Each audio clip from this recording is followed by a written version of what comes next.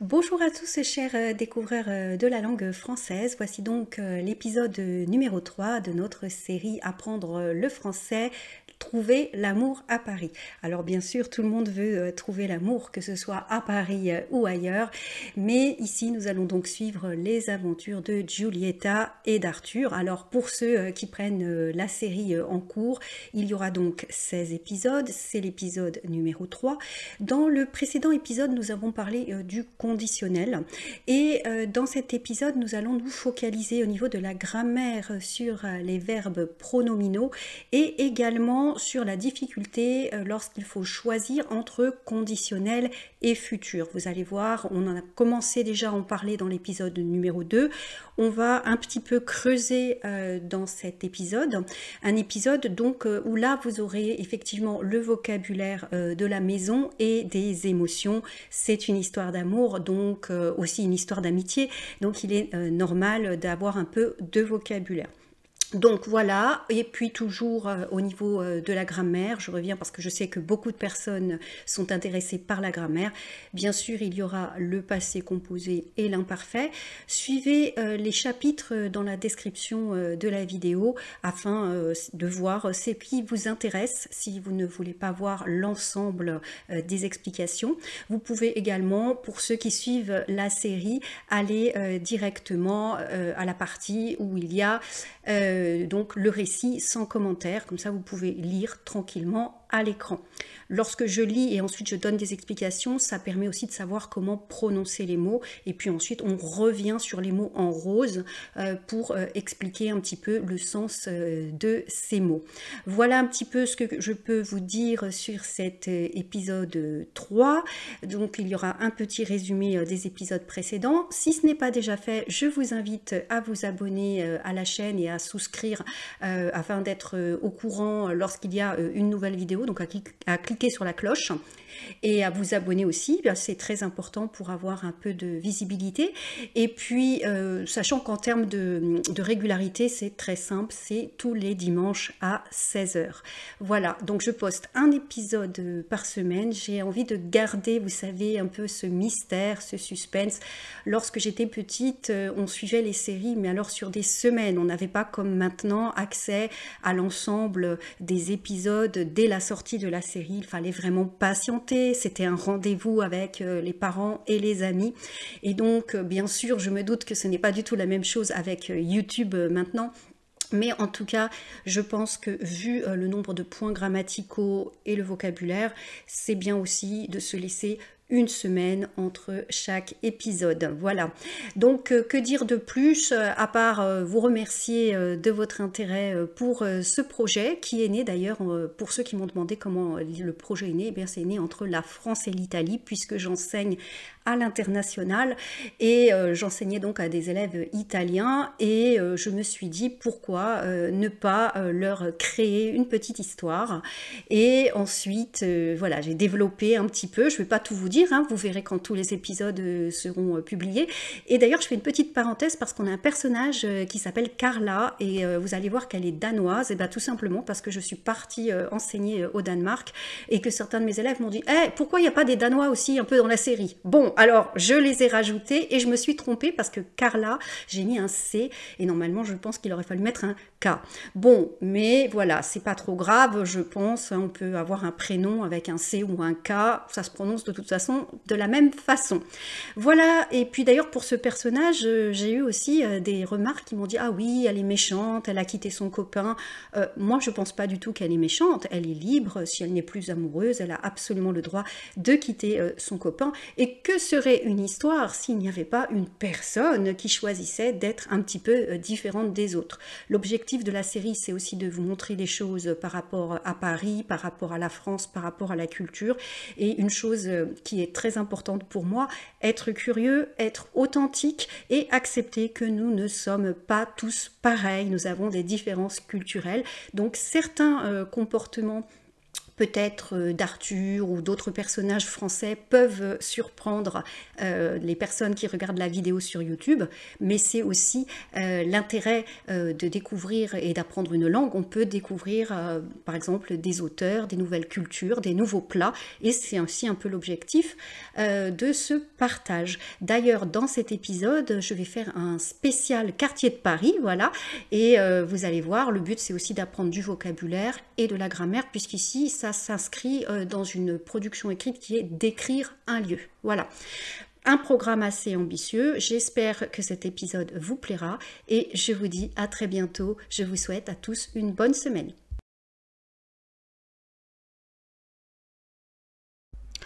Le sujet d'aujourd'hui, c'est les verbes pronominaux. Alors, on va faire très simple. Les verbes pronominaux sont des verbes où le sujet fait l'action pour ou sur soi-même. Donc dans ce cas, comme vous le voyez à l'écran, vous devez rajouter un pronom réfléchi devant le verbe, et ce pronom réfléchi est bien sûr différent pour chaque personne, pour chaque pronom. Donc par exemple pour je, nous avons me ou m apostrophe, pour tu, nous avons te ou t apostrophe. Pour il ou elle, on a se ou s apostrophe. Pour nous, il va falloir répéter. Donc, par exemple, le verbe se promener, ça deviendra nous nous promenons. Pour vous, vous vous promenez, voyez, aussi une répétition. Et puis pour il et elle avec un s, ça devient se ou s apostrophe. Il se promène, elle se promène. Voilà un petit peu ce que l'on peut dire de manière très synthétique sur les verbes pronominaux.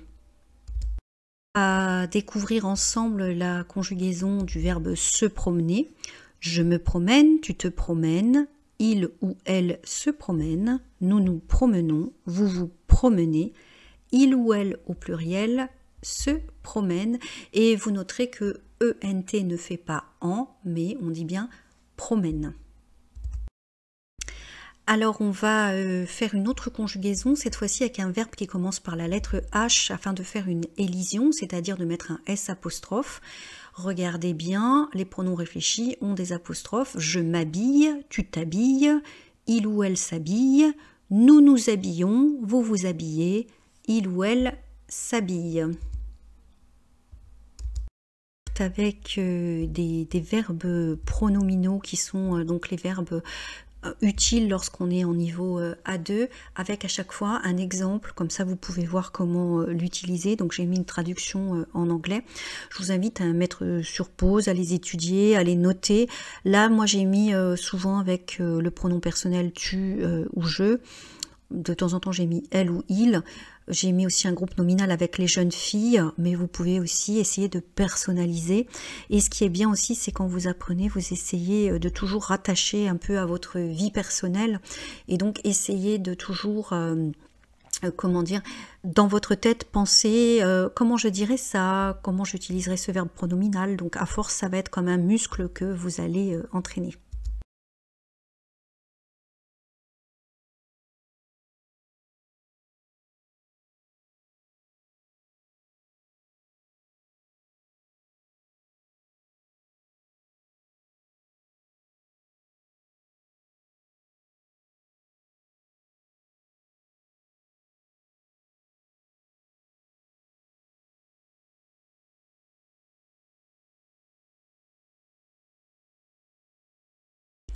Alors à présent, on va revenir sur un point qui est futur ou conditionnel. J'avais fait une micro-faute, mais quand même, il faut bien corriger tout.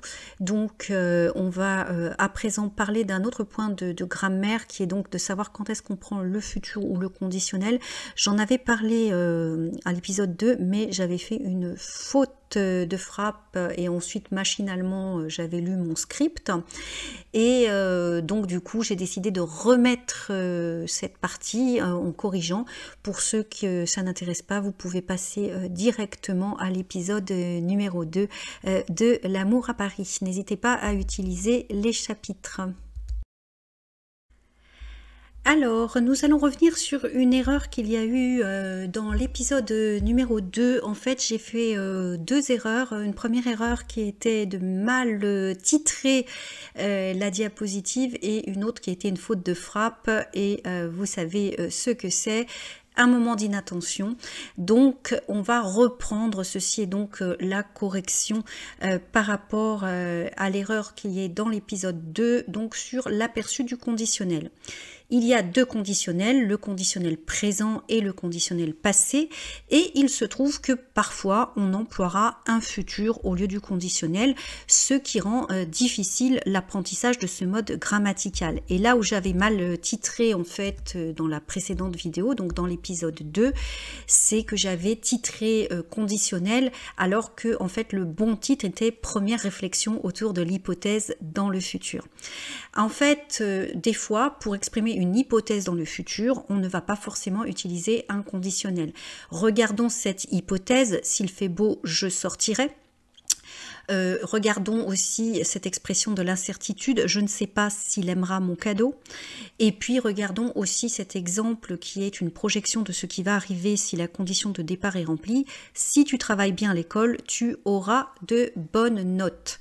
Également, si j'ai le temps, je t'aiderai. Alors bien sûr, c'est l'objectif de cette partie de savoir à quel moment nous devions utiliser le futur ou le conditionnel. Et en voulant vous expliquer, j'ai un peu mal titré et légendé. Donc ici, vous voyez que nous avons en fait des choses qui sont quand même logiques. Si tu travailles bien à l'école, tu auras de bonnes notes. Si j'ai le temps, je t'aiderai. C'est-à-dire si la condition est remplie, dans le futur, il se passera quelque chose. Et donc, nous avons le temps au futur et non pas au conditionnel. Le problème, c'est qu'à l'oral, ça sonne pareil. Et on va voir, je vais aller plus en détail par la suite dans les autres slides, on va voir qu'effectivement, il y a un moyen de savoir quand il faut prendre le conditionnel et quand il faut prendre le futur. Mais c'est vrai que le fait que j'avais mal titré, ça a pu vous induire en erreur pour l'épisode numéro 2. Donc c'est pour ça qu'on le reprend ici. Alors ici, vous avez enfin la partie où on parle du conditionnel qui exprime un désir, un souhait, une demande polie. Et donc, dans 10 ans, j'aimerais devenir chercheuse, j'aimerais tellement visiter la Laponie. Également, une demande polie, je voudrais la carte, s'il vous plaît. Et également, donc, une hypothèse, il se pourrait qu'il pleuve. Et on va aussi l'utiliser au discours indirect au présent. Il m'a dit qu'il prendrait le métro à 11 h. Alors, dans cette partie, on ne voit pas le conditionnel passé. On est en A2, on reste pour le moment en conditionnel présent.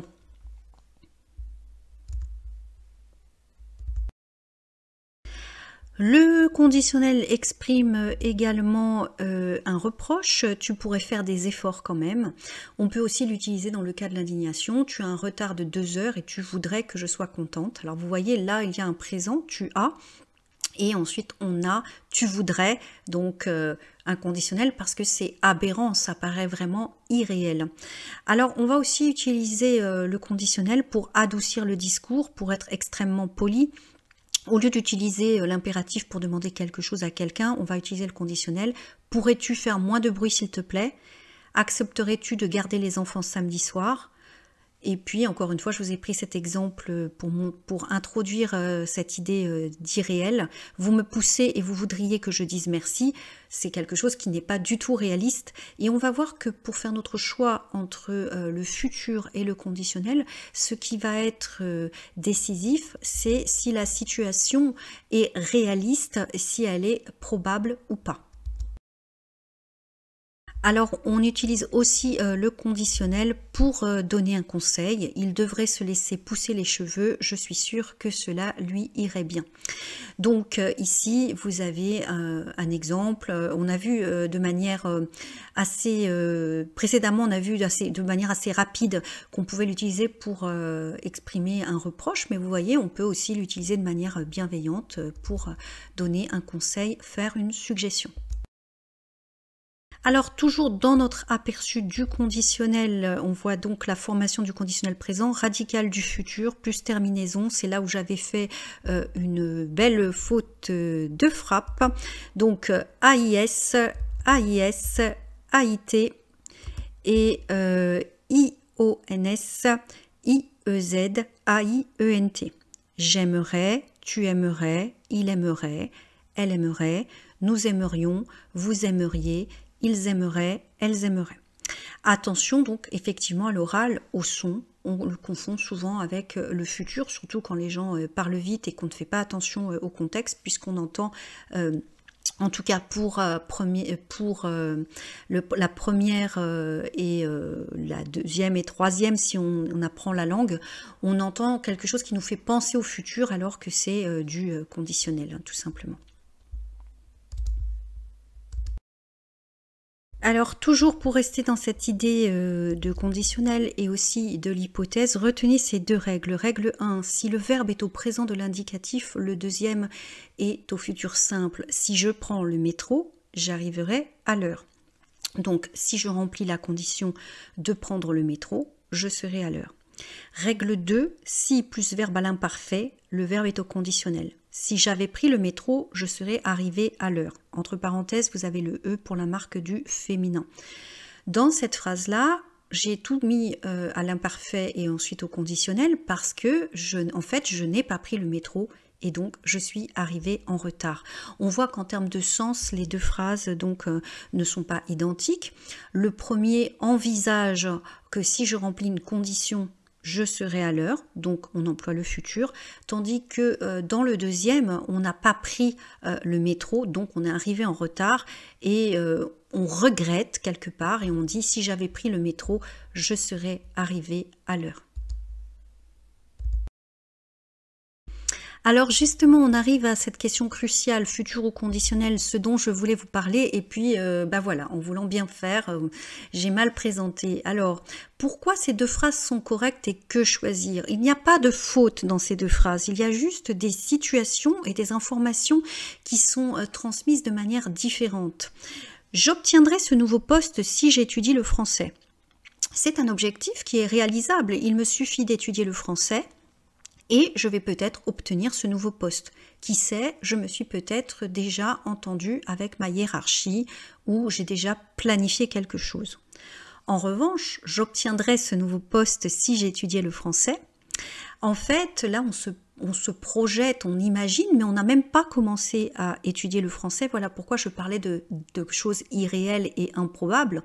On ne peut pas obtenir ce nouveau poste parce qu'on n'étudie pas le français. Et donc là, vous avez une construction avec verbe à l'imparfait plus verbe au conditionnel. Je sais que ce sont des subtilités, mais dans les discussions avec les personnes au quotidien ou quand vous lisez des livres, ce sont ces fameuses subtilités qui font toute la saveur de la langue. Donc voilà, vous verrez dans les exercices suivants, il va falloir à chaque fois choisir ce que vous allez décider. Est-ce que vous pensez que c'est quelque chose de réaliste, de probable ou au contraire quelque chose d'improbable? Donc en fait, toute la difficulté, c'est de décider si on emploie le futur ou le conditionnel parce que phonétiquement, on entend donc le même son et donc il est difficile de savoir si c'est AI, la marque du futur, ou AIS, la marque du conditionnel. Donc je vous invite à observer, à noter, à réfléchir un petit peu aussi au contexte et au sens des phrases et puis aussi à apprendre par cœur certaines conjugaisons. On a un livre qui est parfait, hein, qui s'appelle Le Bled pour ça. Alors voilà, je vous répète un peu ce que je vous disais précédemment, mettez sur pause hein, pour bien lire la phrase. J'obtiendrai ce nouveau poste si j'étudie le français, donc j'obtiendrai au futur si j'étudie présent. C'est probable, c'est une condition que je dois remplir, l'obtention de la promotion est possible. J'ai peut-être un arrangement avec ma hiérarchie, donc j'obtiendrai dans le futur ce nouveau poste. Si j'étudie maintenant le français, on pourrait même dire, on pourrait reformuler en échange de mon apprentissage du français, j'aurai une promotion. Voilà pourquoi en fait ici on parle de quelque chose qui va arriver dans le futur et pourquoi ce n'est pas un conditionnel et voilà pourquoi là la terminaison c'est AI. On va voir exactement la même phrase mais rédigée au conditionnel. J'obtiendrai AIS, ce nouveau poste si j'étudiais AIS. Je n'étudie pas le français actuellement, donc je ne peux pas obtenir ce poste. Il est donc improbable que j'ai le poste. On utilise cette structure au conditionnel pour parler de quelque chose d'irréaliste, de peu probable. Et encore une fois, c'est le contexte qui doit donc être pris en compte pour décider si vous prenez le futur ou le conditionnel.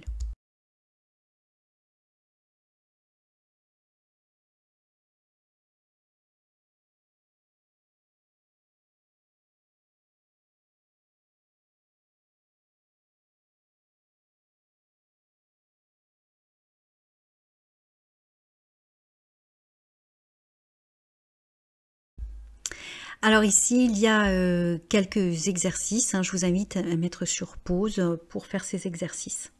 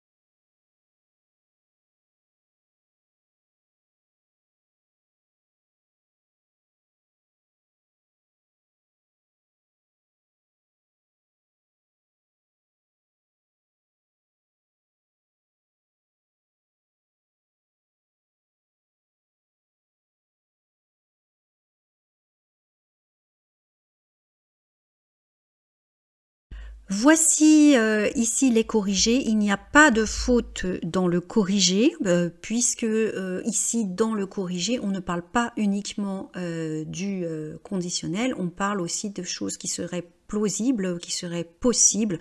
Donc il y a des phrases qui parfois sont avec une hypothèse possible, donc avec un verbe au futur, et des fois des choses qui sont donc improbables et qui sont au conditionnel. Je reviens sur une phrase qu'on m'a souvent demandé s'il y a une faute ou pas.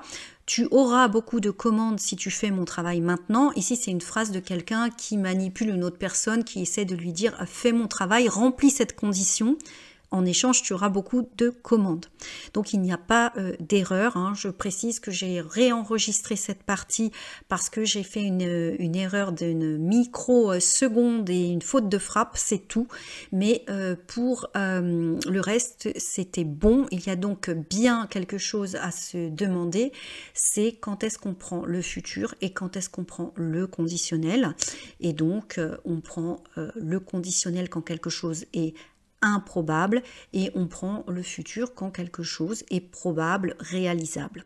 Voilà, je vous invite donc à bien regarder le corrigé et ensuite à pratiquer et à copier et à essayer lorsque vous lisez ou lorsque vous étudiez des textes ou même si vous regardez la télévision, à essayer de repérer ces structures pour les mémoriser.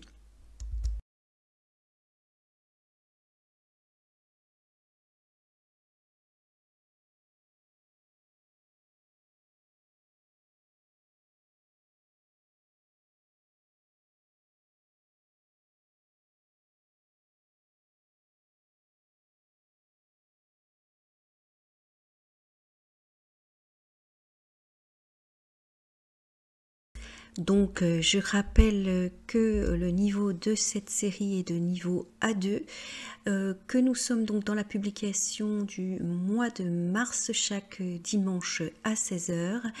Et donc pour les personnes curieuses, vous pouvez consulter les 2 précédents épisodes sur notre chaîne YouTube. Notre héroïne, Giulietta.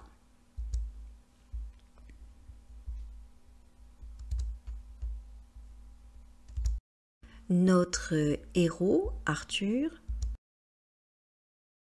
Voici maintenant les personnages qui font partie de l'entourage de Giulietta. Donc Paloma, Léa de la Baume, Fabrice, Eugenio, Lucia.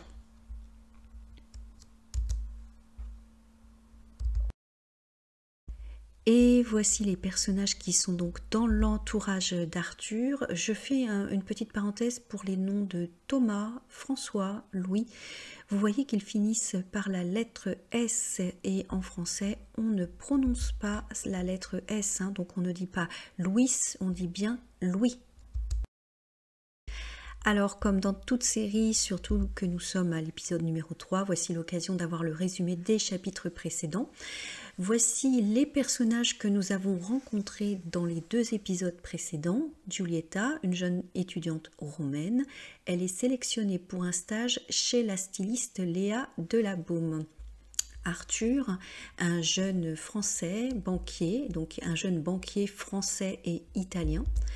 Paloma, DJ à Paris et meilleure amie de Giulietta, italienne. Fabrice, un ami de Paloma et habitué du club où elle travaille, il est belge mais habite à Paris. Également, nous avons Idir, le collègue banquier d'Arthur. Il vit avec Carla, l'ex de celui-ci. Il est franco-algérien. Carla, une jeune femme danoise, l'ancienne petite amie d'Arthur et la nouvelle compagne d'Idir. François, l'oncle d'Arthur, Lucia et Eugenio, les parents de Giulietta, ils sont italiens, ils vivent à Rome. Arthur a évoqué sa mère, veuve Marie-France. Vous voyez que certains mots sont en rose, c'est-à-dire c'est des mots qui doivent attirer notre attention, donc notamment les noms de nationalité. Donc Giulietta habite Rome, donc elle est bien sûr italienne comme Paloma, comme Lucia et Eugenio. Donc pour la conjugaison, Giulietta, Paloma, Lucia et Eugenio sont italiens, bien qu'il y ait un certain nombre de femmes dans cette liste, le masculin l'emporte sur le féminin. Mais vous voyez que les terminaisons par rapport aux noms de nationalité peuvent être différentes. Donc en fait, Giulietta habite Rome, elle est donc romaine. Arthur habite Paris, il est parisien. Vous avez également Fabrice qui vient de Belgique, il est belge. Vous avez Carla qui vient du Danemark, elle est danoise. Alors si on change un petit peu les genres, par exemple si c'était Arthur qui habitait Rome, on dirait Arthur est romain. Si c'était Fabrice qui venait d'Italie, on dirait Fabrice est italien. En revanche, si Giulietta venait de Belgique, il se serait également le même adjectif, on dirait également belge. Si c'était Lucia qui avait des origines algériennes, on dirait franco-algérienne. Et puis, si François venait du Danemark, on dirait François et danois. Alors, dans les noms de nationalité et tout ce qui va être adjectif par rapport au nom de pays, il va y avoir une fiche sur le site internet French Discoveries afin d'avoir les bases et de connaître les principales nationalités en version masculine et en version féminine. Donc je vous invite dans les prochains jours à venir consulter cette fiche qui sera pour tous les abonnés, même non payants, donc disponible. Cette fois-ci, nous allons continuer notre résumé, mais en parlant de l'histoire pour avoir un peu des informations plus spécifiques. Alors, Giulietta a annoncé à ses parents, Lucia et Eugenio, son projet de faire son stage à Paris. Malheureusement, elle n'a nulle part où se loger. Les parents de Giulietta conseillent à leur fille de reporter le stage et d'économiser avant d'aller à Paris. Paloma essaie de convaincre son confident Fabrice d'héberger Giulietta. Elle-même ne le peut pas pour des raisons personnelles. Fabrice n'a toujours pas donné son accord. Va-t-il dire oui ou non? Carla a proposé à Arthur, son ex-petit ami, un déjeuner. Il a accepté, mais il se pose des questions. Enfin, pour finir, Arthur n'est toujours pas allé à Osgore récupérer la planche de surf avec François.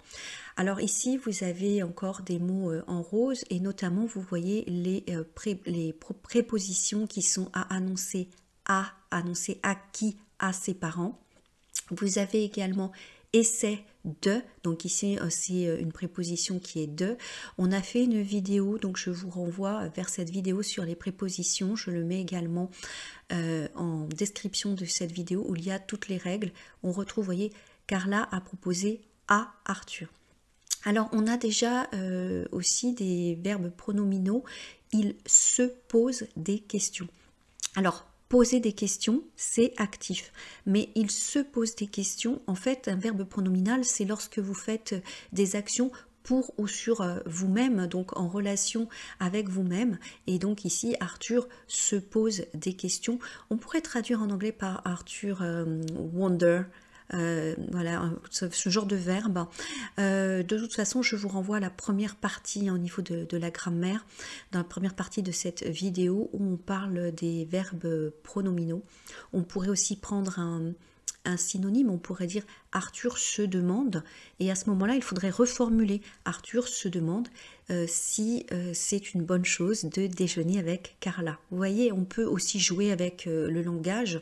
Là, je vous montre une façon d'exprimer les choses, mais vous pouvez aussi être créatif en essayant d'utiliser des synonymes. Alors, va-t-il dire oui ou non? Ici, vous voyez, c'est une question, donc la structure d'une question, on met d'abord le verbe et après le sujet, mais ici vous avez le sujet qui est il, troisième personne du singulier.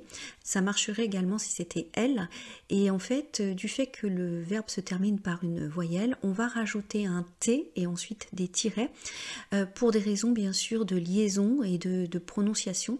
Donc c'est ici une forme correcte de la question. C'est mieux de formuler les choses comme ça plutôt que de dire est-ce qu'il va dire oui ou non. Bien sûr, on vous comprendra si vous dites est-ce qu'il va dire oui ou non, mais c'est quand même mieux d'essayer de faire des questions plutôt courtes et de mettre d'abord va-t-il, donc de mettre d'abord le verbe avant le sujet. Alors ici, nous avons aussi des petites choses à rechercher, si c'est des choses que vous ne connaissez pas. Donc annoncer, on pourrait aussi dire Giulietta fait une annonce à ses parents. Ici, on a utilisé le passé composé. Si c'est un temps que vous ne maîtrisez pas encore parce que vous êtes débutant et que vous vouliez raconter cette histoire, vous pourriez très bien utiliser le présent.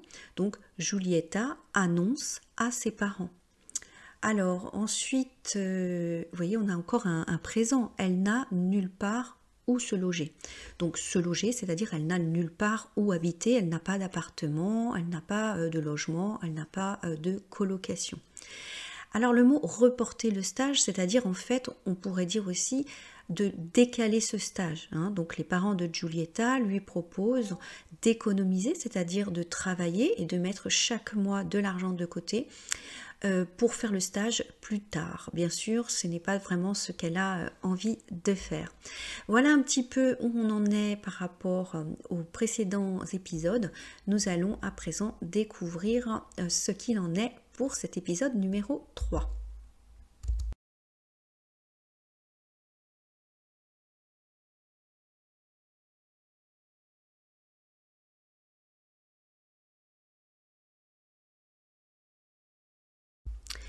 Je suis arrivée au rendez-vous très en avance. Pour une fois que le métro marche, cela ne m'arrange pas. Je ne veux pas que Carla s'imagine que je suis impatient. Je me suis promenée autour de la galerie Vivienne. À 12h15, je me suis présentée au restaurant. Elle n'était pas encore arrivée. Je me suis assis à une table et je me suis mis à étudier la carte pour m'occuper. Alors, par rapport à ce début d'histoire, on pourrait dire également à 12h15. C'est en plus naturel. Là, j'ai fait exprès, comme vous êtes en A2, de lire 12h15, mais on pourrait dire à 12h15. Donc, ici, nous avons l'emploi du passé composé. Je suis arrivée au rendez-vous. Et vous voyez, on a déjà pas mal de verbes pronominaux puisque c'est le thème de notre vidéo. Donc cela ne m'arrange pas. Attention à ne pas confondre avec arrange en anglais. Ici, ça veut dire que cela ne lui convient pas.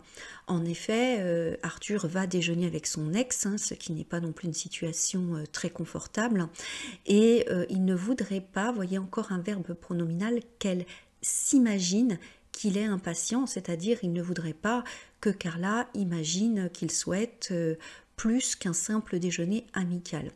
Vous voyez qu'on a un changement de pronom réfléchi. Lorsque Arthur parle de lui avec le pronom personnel je, eh bien il prend donc en fait le M apostrophe, tandis que lorsqu'il parle de Carla, nous avons ici le S apostrophe.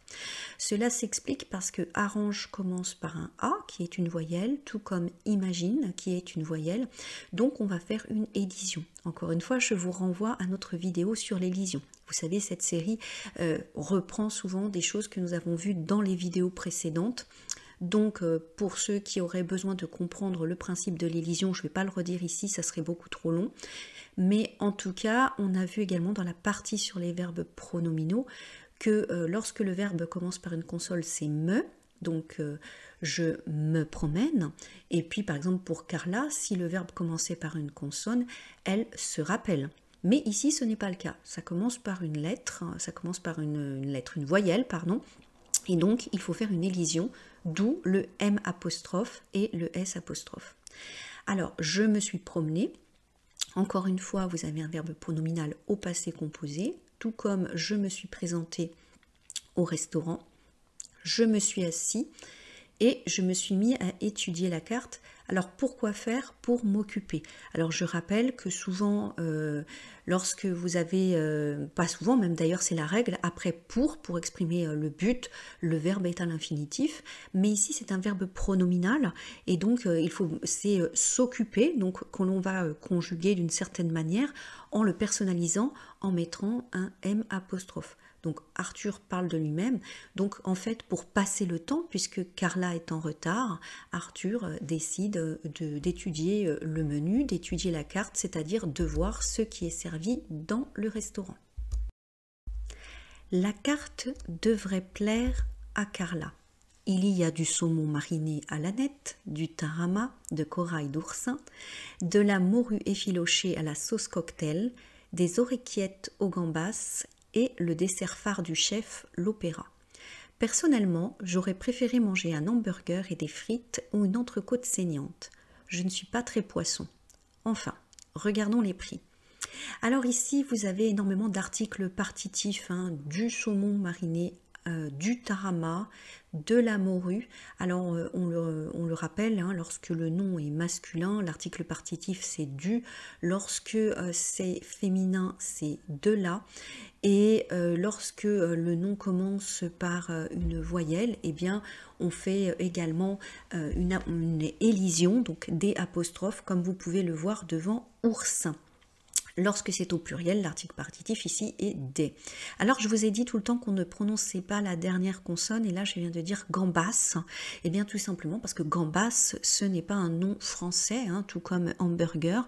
Donc pour les noms étrangers bien sûr, vous prononcez comme cela doit se prononcer. Donc comme en espagnol on dit gambas et en anglais on dit hamburger, vous le prononcez de cette manière. Donc vous savez qu'en français il y a souvent des règles et souvent aussi des exceptions. Alors l'opéra, à ne pas confondre avec l'opéra Garnier ou l'opéra Bastille, c'est le nom d'un gâteau au chocolat. On va le voir un petit peu plus loin sur nos pages exercices. Donc en fait ici c'est bien aussi lorsque vous entendez un mot qui vous fait référence à quelque chose d'autre et vous n'êtes pas sûr de vous poser la question, est-ce qu'il ne s'agirait pas tout simplement d'un autre mot en fonction du contexte, d'une autre situation. Alors on a aussi une petite métonymie, je ne suis pas très poisson. En fait, cette expression veut dire Arthur n'aime pas vraiment le poisson. Alors ce genre de menu d'ailleurs fait plutôt penser à un menu d'un restaurant danois ou d'un restaurant scandinave en règle générale, et pas vraiment à de la cuisine française. Vous voyez, saumon, tarama, morue, oui, ça peut être aussi portugais. Orecchiette, c'est vraiment des pâtes italiennes. Mais c'est vrai qu'ils sont dans un restaurant un petit peu hybride, comme on peut en trouver à Paris dans des quartiers extrêmement touristiques, comme peut l'être donc le quartier où se situe la galerie Vivienne. Et Arthur dit la carte devrait plaire à Carla. Donc en fait, Arthur émet une hypothèse que cette carte va plaire à Carla. Bon, d'une part parce qu'elle est danoise, ensuite c'est elle qui a choisi le lieu. Donc il en est pratiquement sûr. Hein. Ensuite, on voit que lui personnellement, c'est pas vraiment donc ce qu'il aurait voulu. Et ici, on a ensuite des articles indéfinis, un hamburger, une entrecôte. Alors, hamburger est masculin, donc article indéfini 1, entrecôte est féminin, donc article indéfini 1. Et puis pour le pluriel, article défini des devant des frites. Donc lui, il a plutôt des goûts plutôt basique, hein, voilà. Et lorsqu'il dit enfin, vous voyez avec 3 petits points, en fait il se résigne, hein, il accepte, il fait un bon compromis déjà d'accepter de déjeuner avec son ex, mais en plus d'accepter de manger une nourriture qui ne l'enthousiasme pas énormément. Et il dit regardons les prix, donc c'est en fait là il est tout seul, hein, il ne parle pas à un groupe, c'est-à-dire il décide de faire une action et il emploie un sorte de nous de majesté, voilà, bien qu'il soit tout seul. Donc on peut être sûr que ce genre de phrase, c'est quelque chose qu'il pense dans sa tête. Alors ici, nous allons regarder plus en détail une carte. Alors, vous voyez, la carte, ce sont les plats que vous pouvez commander à l'unité. Il existe des formules qu'on appelle aussi menus, par exemple menu du midi, menu du soir. Et dans cette carte, il y a marqué nos suggestions. Donc, c'est ce que suggèrent les personnes qui dirigent cet établissement. Donc, vous avez le nom du plat, vous avez le prix. Et vous avez, si on regarde cette carte, vous avez une partie avec les vins, une partie English, donc c'est-à-dire que le menu est traduit en anglais, mais ça c'est pas dans tous les restaurants. Donc là on voit que c'est un restaurant extrêmement touristique hein, quand vraiment c'est traduit en anglais. Et puis vous avez menu groupe, donc en fait ça veut dire que si vous venez avec un certain nombre de personnes, vous pouvez avoir donc des réductions peut-être, ou du moins une bonne affaire, mais en même temps ça se discute, hein, parce que ça dépend, souvent ce sont des sortes de packages, c'est-à-dire souvent des choses qui ont été décidées avec un bon rapport qualité-prix pour la personne qui gère le restaurant, donc méfiance quand même, mais bon, en tout cas, c'est toujours intéressant de voir un petit peu les différentes options. Alors, le midi, il y a souvent des formules hein, quand on va au restaurant. Encore une fois, je vous renvoie vers la vidéo que j'ai tournée sur comment commander au restaurant, qui est sur notre chaîne. Puisqu'encore une fois, je le répète, hein, cette série permet de compléter de manière globale tout ce qu'on a vu l'année dernière avec différentes vidéos. Donc regardez la vidéo au restaurant. Alors, nous allons creuser plus en détail ce menu. Donc, quand on dit nos suggestions, c'est tout simplement la sélection parmi toute la carte. C'est recommandé car populaire ou spécialité du chef. Également, certains chefs choisissent de vous recommander des choses en fonction des saisons. Alors, les vins, sachez que le vin se commande au verre, au pichet ou à la bouteille. Regardez bien les prépositions devant les noms parce que le verre, c'est masculin, donc on dit au. La bouteille, c'est féminin, donc on dit à la. On a la même chose. Essayez de vous rappeler quand on dit je vais au travail, le travail, donc je vais au travail. En revanche, si vous allez dans un lieu qui est plutôt féminin, je vais à la piscine, et bien ça s'applique également pour les objets. Alors un pichet, c'est une sorte de bouteille, c'est une mesure.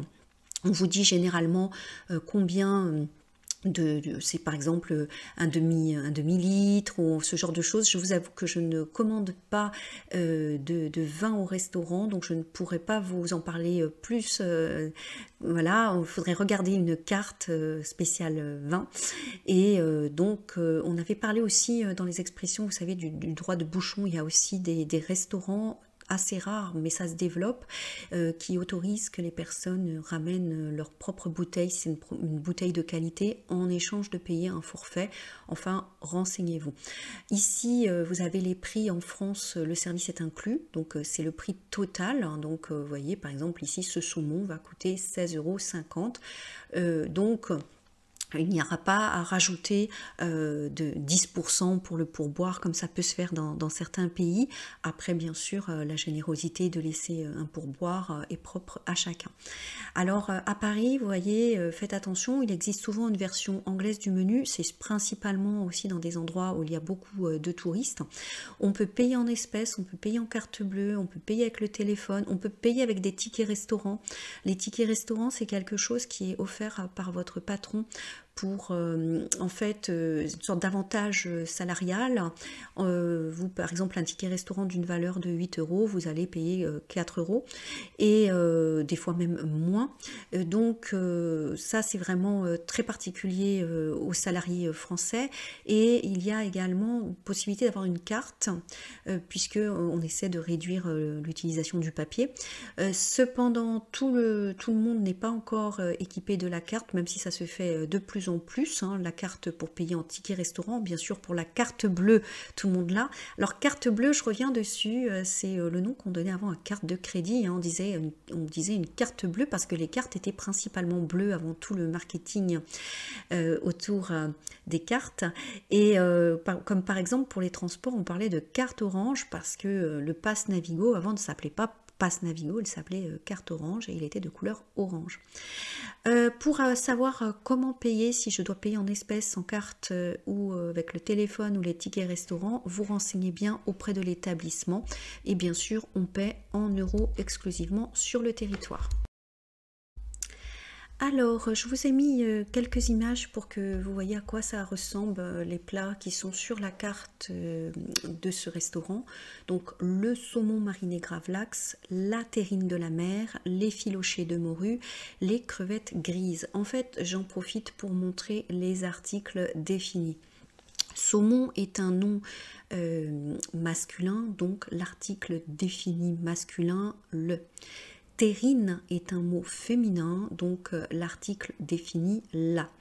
Pour l'effiloché, encore une fois, on revient sur notre élision. Vous voyez que le mot commence par un E et donc on va mettre un L apostrophe. D'accord, sachant que ici on dit d'ailleurs un effiloché, donc c'est un nom masculin et néanmoins là comme on est en train de le décrire, on le voit, on est dans du défini, on décide de mettre L apostrophe.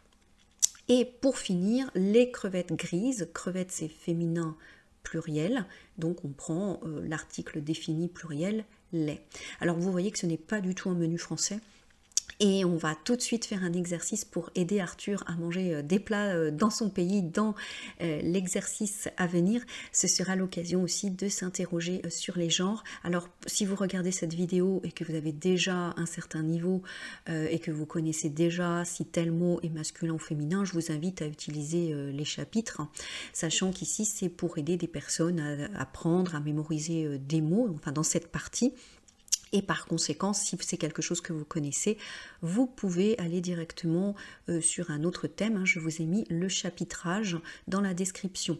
Ensuite, sachez que si vous intéressez uniquement à l'histoire, eh bien, vous avez une partie où vous avez juste le récit en fait de l'histoire d'amour entre Carla et pas Carla, entre Giulietta et Arthur.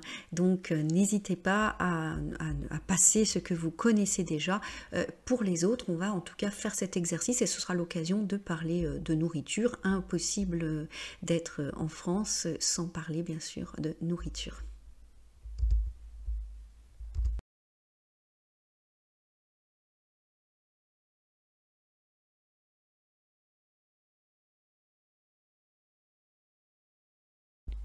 Alors notre exercice est très simple, je vous invite à mettre sur pause. En fait, on va aider Arthur à composer un menu, hein, pour lui, un menu qui soit quelque chose qui lui plaise davantage. Donc votre mission, composer un menu français avec entrée, plat et dessert. Il y a ici des plats extrêmement délicieux. Donc ne conservez que les plats qui sont français et on va avoir bien sûr l'explication sur la diapositive suivante. Donc je vous invite à mettre sur pause le temps de faire cet exercice. Alors, voici la solution de notre exercice. Donc, voici les plats qu'il fallait garder pour composer un menu français à Arthur et on va pouvoir en parler. Alors, la soupe à l'oignon, la salade de tomates, le croque-madame. Alors vous voyez, ces trois petites choses peuvent déjà être considérées comme des entrées, c'est-à-dire ne pas être un plat principal. Après, si vous avez une petite faim, bien sûr, vous pouvez juste prendre un croque-madame. Alors un croque-madame, c'est comme un croque-monsieur, donc du pain toasté avec du jambon et du fromage, sur lequel on a mis un œuf. Une salade de tomates, c'est des tomates coupées en morceaux avec de la salade et puis de la vinaigrette et un assaisonnement. Ici, on voit qu'il y a des oignons rouges. Et la soupe à l'oignon, eh bien, effectivement, lorsque vous êtes dans une brasserie ou dans un restaurant typiquement parisien, je vous invite à goûter cette soupe qui est plutôt bonne en hiver, hein, pour se réconforter. Et puis c'était une soupe que dans mon adolescence on prenait, vous savez, quand on revenait de soirée, on avait pas mal bu et à l'époque il n'y avait pas ce qu'on appelait les kebabs ou ce genre de choses, ça commençait juste à arriver et des fois on allait dans des brasseries, on prenait une soupe à l'oignon parce que ça réveille aussi et puis ça réconforte et ça permet d'éponger comme on dit, hein. Voilà, donc avec du pain, de l'oignon, du bouillon, mais on peut aussi prendre cette soupe parce que c'est quelque chose qui permet d'avoir chaud et aussi c'est une recette très facile, vous pouvez le faire à la maison. C'est un plat économique et traditionnel. Alors en plat, l'entrecôte pomme grenaille, le hachis parmentier ou le poulet aux haricots verts. Alors ici, les pommes grenaille, alors ce sont des pommes de terre, un certain style de pommes de terre qui sont petites. Parmi les meilleures pommes de terre vraiment originales, il y a aussi une marque que vous voyez peut-être dans les supermarchés, ça s'appelle la rate du Touquet. Alors j'ai des élèves qui m'ont dit, est-ce que ça a à voir avec la femelle du rat? Je dis, mais non, pas du tout. La rate du Touquet, c'est donc une variété de pommes de terre vraiment très, très bonne, que je vous invite à essayer. Et les pommes grenaille, vous voyez, ça permet d'accompagner une viande. Là aussi une nourriture de brasserie. Le hachis parmentier, c'est donc de la viande hachée, donc une couche de viande hachée, une couche de purée. C'est alterné et on termine avec une sorte de gratin parce qu'on va parsemer le tout de gruyère râpée. Le poulet aux haricots verts, il existe différentes façons de préparer le poulet. Ici, on est dans l'option diététique avec un légume. Et vous voyez, on dit le poulet aux haricots verts, mais on aurait pu dire le poulet avec des haricots verts, ce serait plus juste, hein, parce que c'est un accompagnement. Ensuite, on a le plateau de fromage. Alors là, c'est un beau plateau de fromage. Effectivement, certaines personnes vont considérer que c'est un dessert et d'autres que c'est quelque chose qu'on va déguster avant le dessert. Là aussi, tout dépend si vous avez faim ou pas. Je sais que beaucoup de restaurants démocratisent de prendre une planche de charcuterie ou de fromage, mais normalement, le fromage, c'est avant le dessert dans, on va dire, les repas plutôt traditionnels. Entrée, plat, fromage, dessert. Avec ça, il faudrait rajouter du café. Alors, il y a beaucoup de desserts, bien sûr, en France. Je vous ai choisi la tarte au citron meringuée et le gâteau opéra. Voilà, puisque ce sont des desserts assez populaires. Donc la tarte au citron n'est pas nécessairement meringuée. Des fois, vous avez des tartes avec juste le citron. Et le gâteau opéra, vous pouvez l'acheter aussi bien en grand format qu'en part individuelle. Donc je crois que c'est la ville de Paris qui avait fait d'ailleurs une sélection de desserts de la région. Et ils avaient mis en avant le gâteau opéra. Donc n'hésitez pas, hein, pour ceux qui aiment le chocolat, à tester ce gâteau. Donc voilà, là c'est un petit peu plus français que de manger du saumon, du tarama et de la morue. Je vous propose de continuer avec un exercice qui, cette fois-ci, pourra convenir à des personnes d'un niveau un petit peu plus avancé. Donc, c'est un vrai ou faux. Il faut choisir entre vrai ou faux, entre plusieurs affirmations, donc au sujet de la nourriture, hein, puisque c'est notre thème.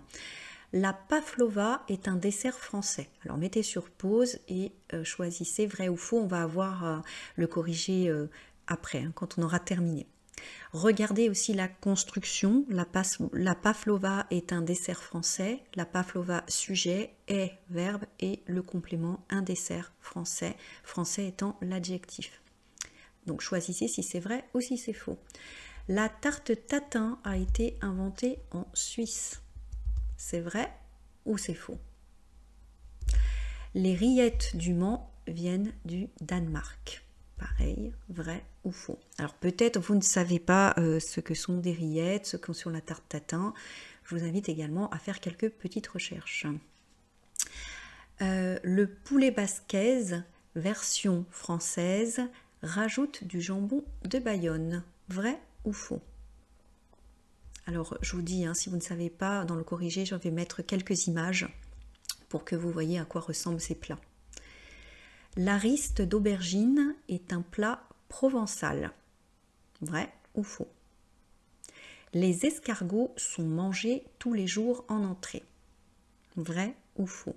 Alors vous voyez, lorsque le sujet est pluriel, hein, le verbe est au pluriel. Les Français mangent du bœuf bourguignon souvent. Vrai ou faux? Les enfants français adorent le coq au vin. Vrai ou faux? Enfin, le tacos français a été inventé à Lyon. Vrai ou faux? J'ai bien dit le tacos français. Alors ici, tacos, c'est un nom espagnol. C'est aussi pourquoi je prononce le S. Donc je vous laisse choisir entre vrai et faux et je vous retrouve tout de suite pour la correction. Alors voici notre correction. Donc la pavlova est un dessert français, c'est faux, c'est un dessert australien nommé en fonction d'une danseuse ballerine très célèbre, hein, qui s'appelait donc Madame Pavlova. La tarte tatin a été inventée en Suisse, bien sûr c'est faux, ça a été inventé en France. Les rillettes du Mans viennent du Danemark, bien sûr c'est faux, hein. Le Mans est une commune située à environ 45 minutes en TGV de Paris, dans le département de la Sarthe, et bien sûr les rillettes du Mans sont les meilleures.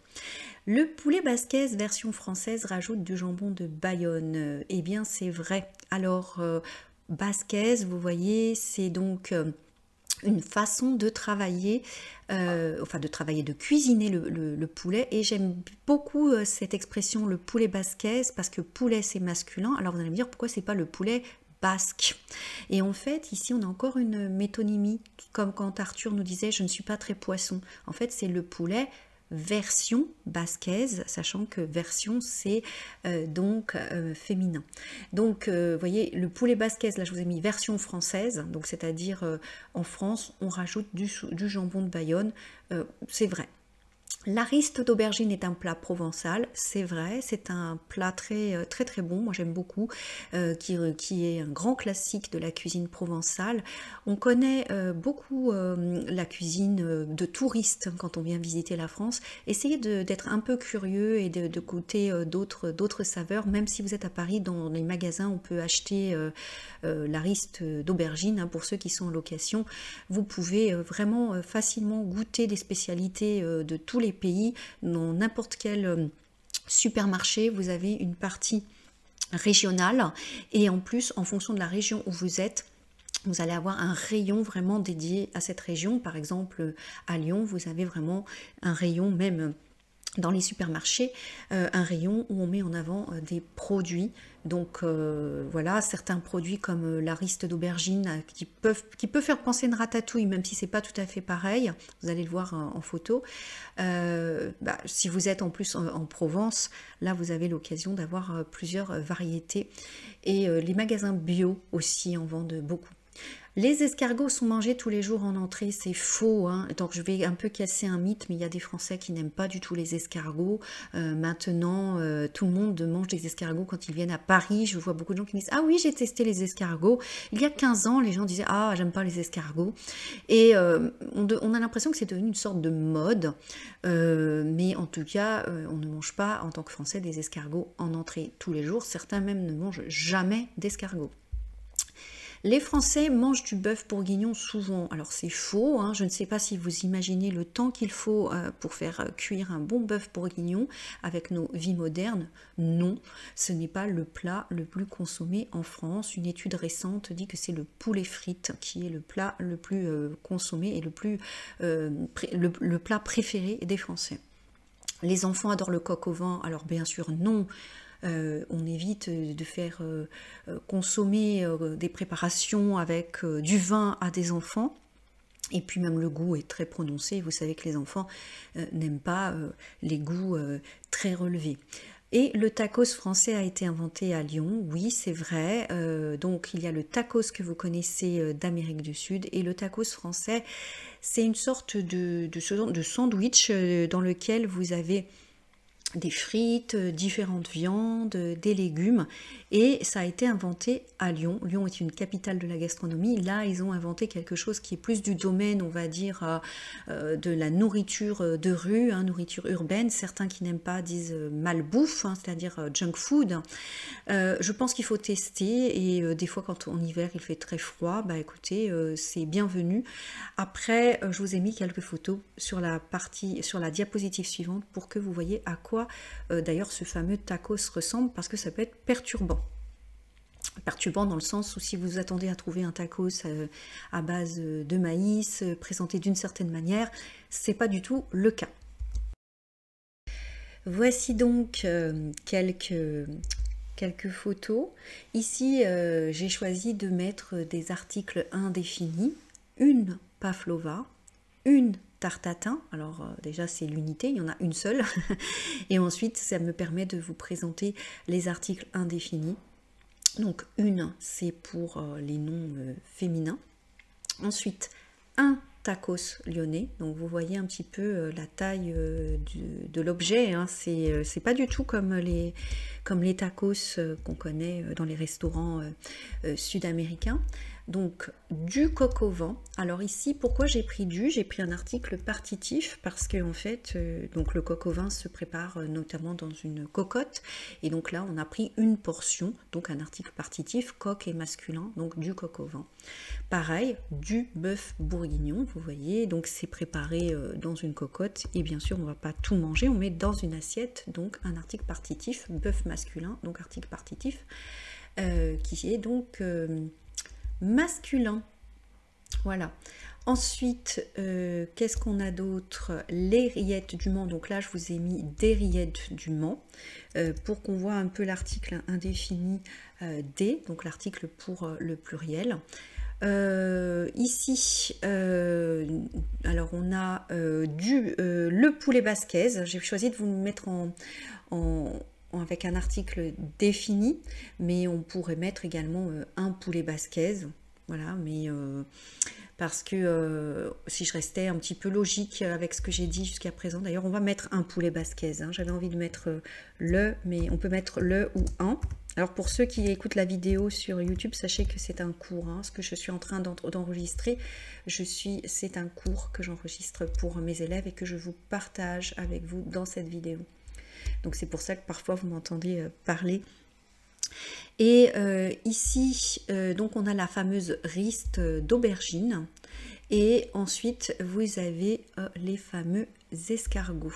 Voilà, donc là, c'est vraiment les plats dont nous avons parlé.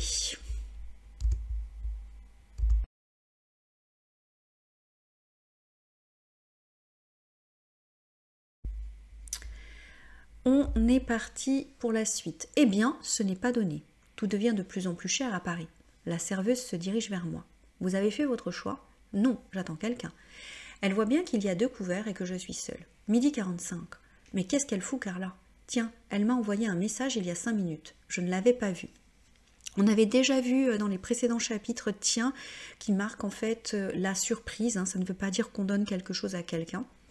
Et on va voir ici une expression populaire, mais qu'est-ce qu'elle fout Carla? En fait, c'est une marque d'impatience de la part d'Arthur. Il attend depuis longtemps. Et pareil, midi 45, on va dire 1h moins le quart, c'est beaucoup plus naturel, même si de nos jours, pour être sûr d'être bien compris, beaucoup de gens vous disent midi 45.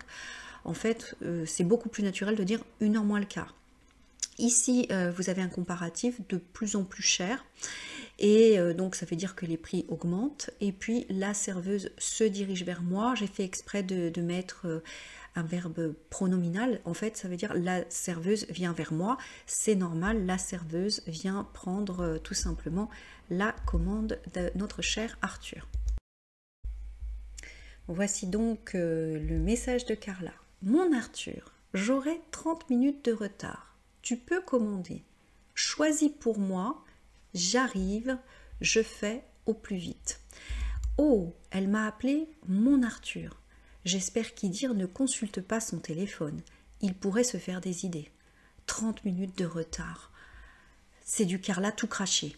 Je vais lui répondre. Alors ici, c'est intéressant. Alors au point de vue de l'histoire, appeler votre ex mon avec son prénom, c'est un petit peu déplacé. Hein. Normalement, elle devrait juste dire Arthur. Bon là, elle l'appelle mon Arthur. On peut imaginer donc qu'elle est un peu d'humeur à flirter. Ensuite, vous avez ces expressions que je vous ai mis en rose. Il pourrait se faire des idées. C'est-à-dire, c'est une expression qui veut dire il pourrait imaginer qu'Arthur essaie tout simplement de lui voler sa copine, hein, ce qui n'est absolument pas le cas. Lui, il est dans une optique plutôt amicale. Et vous voyez, quand il dit 30 minutes de retard avec un point d'exclamation, en fait, il n'est tout simplement pas content. Et il dit c'est du Carla tout craché. Alors c'est une expression idiomatique hein, qui signifie que Carla est plutôt du genre à ne pas être ponctuelle. Mais je ne sais pas si vous vous rappelez, Arthur avait lui-même dit que d'habitude il n'était pas ponctuel, mais qu'il ne voulait pas faire appeler son ex. Alors là on pourrait voir qu'il y a effectivement un point commun entre Carla et Arthur. Hein, il y en a forcément eu, hein, s'ils ont une histoire d'amour ensemble. Néanmoins, voilà, on a l'explication des raisons du retard de Carla, pourquoi elle n'est pas là. Et il va lui répondre, ici on prend un futur proche, je vais lui répondre, c'est-à-dire il va donc de manière spontanée, tout de suite, dire à Carla ce qu'il va faire. Alors elle a proposé qu'il commande, tu peux commander, choisis pour moi. Alors ici c'est un impératif, choisis, mais choisis pour moi, mais en fait elle lui donne une instruction, elle lui donne pas vraiment un ordre, du fait qu'elle sait qu'elle est en retard, pour gagner du temps. Et aussi pour pas qu'il ne s'impatiente, elle propose qu'il choisisse le repas et en même temps ça donne de l'importance à Arthur. Et l'expression je fais au plus vite, ça veut dire en fait je me dépêche, j'essaie vraiment de rattraper ce temps de retard en arrivant le plus vite possible. Regardons la réponse d'Arthur, hein. C'est très indiscret cette formation, on est en train de regarder un petit peu les échanges de divers personnages. Alors Arthur lui répond, ça marche. Carla, du coup, renvoie un message, je suis désolée, Idir m'a retardé. Arthur répond, ok, je commande et je m'occupe. Et Carla répond, vraiment, que fais-tu? Et Arthur répond, la serveuse est jolie. J'ai eu envie de m'amuser, alors j'ai envoyé un message amusant à Carla. Je lui ai fait croire que la serveuse ne me laissait pas indifférent. Si vous regardez cet échange, on voit que Carla est vraiment donc dans un état de vouloir communiquer avec Arthur, hein, même sur son trajet, en essayant de se dépêcher d'être à l'heure, et qu'Arthur reste quand même, je ne dirais pas froid, mais enfin il reste quand même très distant, hein, il reste pragmatique, il lui dit qu'il va commander et qu'il s'occupe, c'est-à-dire en attendant qu'elle arrive, il passe le temps, hein, il fait quelque chose, et notamment la serveuse est jolie, ça sous-entend de manière implicite qu'il essaie de séduire cette jeune serveuse. Alors, vous voyez que c'est assez ambigu. Est-ce qu'il veut rendre Carla jalouse? Apparemment, il dit qu'il a envie de s'amuser. Je pense qu'Arthur est assez conscient que Carla n'est pas très claire en fait, hein, donc dans son approche. Elle reste toujours avec des attitudes de séduction. Après, on ne connaît pas encore bien ce personnage, hein. C'est peut-être un personnage tout simplement séducteur. Donc on va découvrir Carla très prochainement là dans le chapitre suivant, donc on en saura un petit peu plus. En tout cas, Arthur voilà, n'est pas si innocent que ça, puisqu'il s'amuse aussi à donc la titiller, à lui faire croire que il essaie de séduire la serveuse, peut-être pour la rendre jalouse. Alors vous avez encore des verbes pronominaux, m'amuser, hein, donc je m'amuse, donc il a eu envie de s'amuser, et l'expression ne me laissez pas indifférent, ça veut dire en fait que lorsqu'on est indifférent à quelque chose, cette personne ne nous intéresse pas. Et ne me laissez pas indifférent, ça signifie oui, elle est à mon goût, elle est remarquable, cette personne est susceptible de m'intéresser.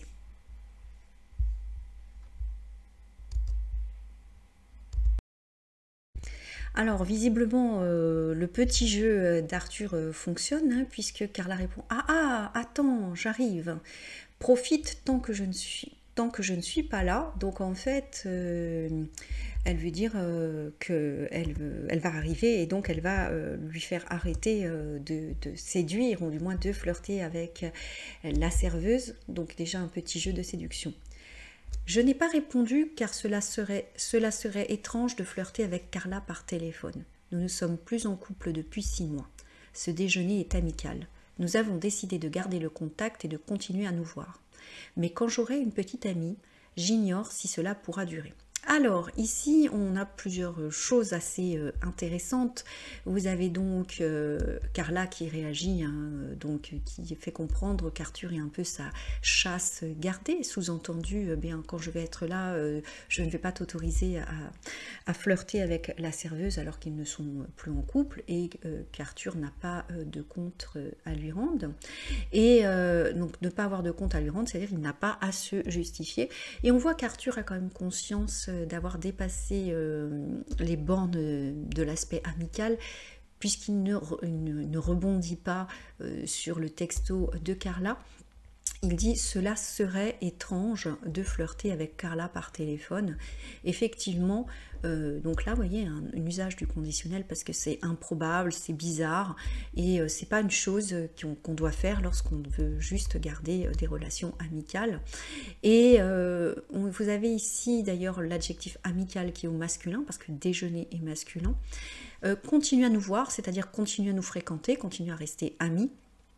Mais quand j'aurai une petite amie, j'ignore si cela pourra durer. Alors ici, cette phrase, elle est tout simplement au futur simple.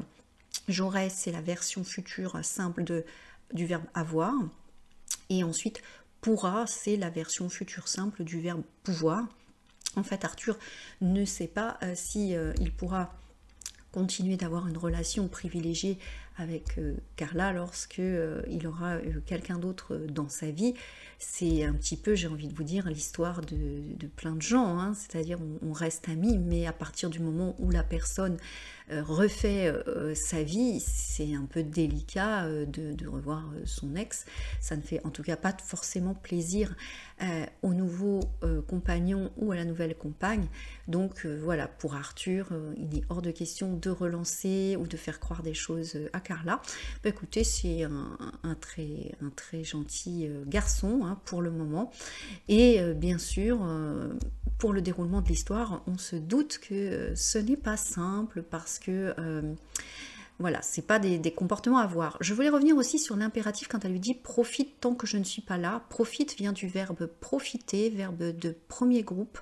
Et comme nous l'avons vu dans une vidéo sur l'impératif, normalement on dit « tu profites » à l'affirmatif, mais là à l'impératif vous allez enlever le S. Voilà, c'est pour ça qu'il n'y a pas de S quand elle lui dit « profite tant que je ne suis pas là ». À l'impératif, les verbes de premier groupe ne comportent pas de S. Donc profite, là elle ne met pas de S.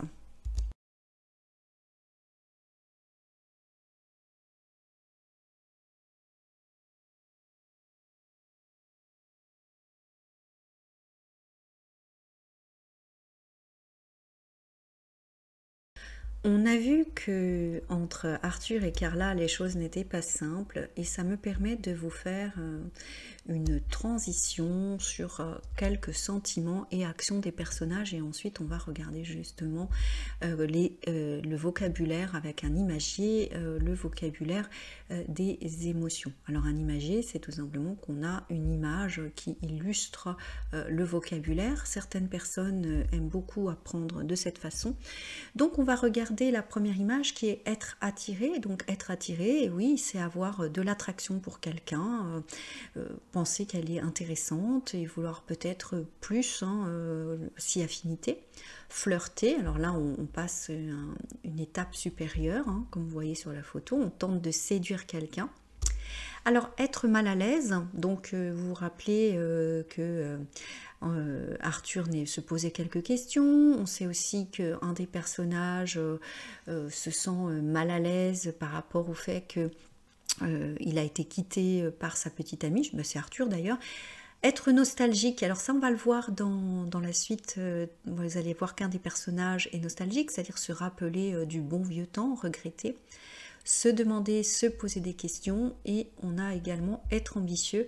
Alors ici, vous allez avoir des émotions et actions de personnages qu'on n'a pas encore vues, mais c'est du vocabulaire qu'on va retrouver dans les prochaines diapositives, et je voulais déjà vous préparer. Donc vous voyez, quelqu'un d'ambitieux, c'est quelqu'un qui veut réussir, et donc un des personnages est assez ambitieux.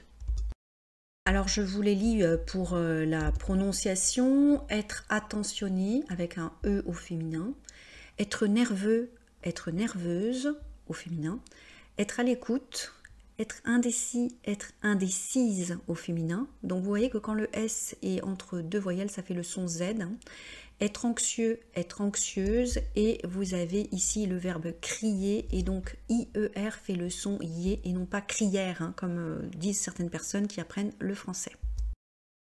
Alors ici, je continue avec donc des émotions, avec des actions, des verbes. Alors se disputer, un verbe pronominal, discuter, alors, vous voyez, discuter c'est plutôt amical.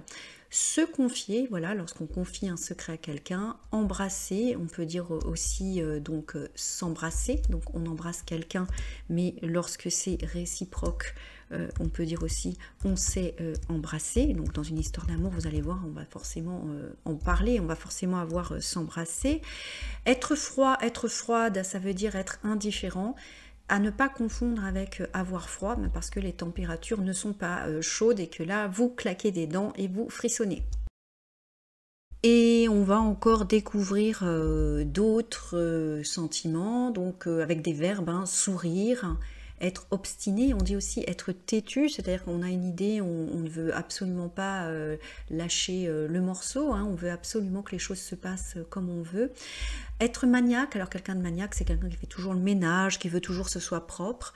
Être discret au féminin, être discrète, et puis bien sûr danser et s'amuser. N'oubliez pas qu'on a quelques personnages qui travaillent notamment dans des boîtes de nuit, on dit aussi des clubs et des night clubs, donc bien sûr on va avoir plusieurs situations, et s'amuser est un verbe pronominal avec le S apostrophe parce qu'il commence par la lettre A.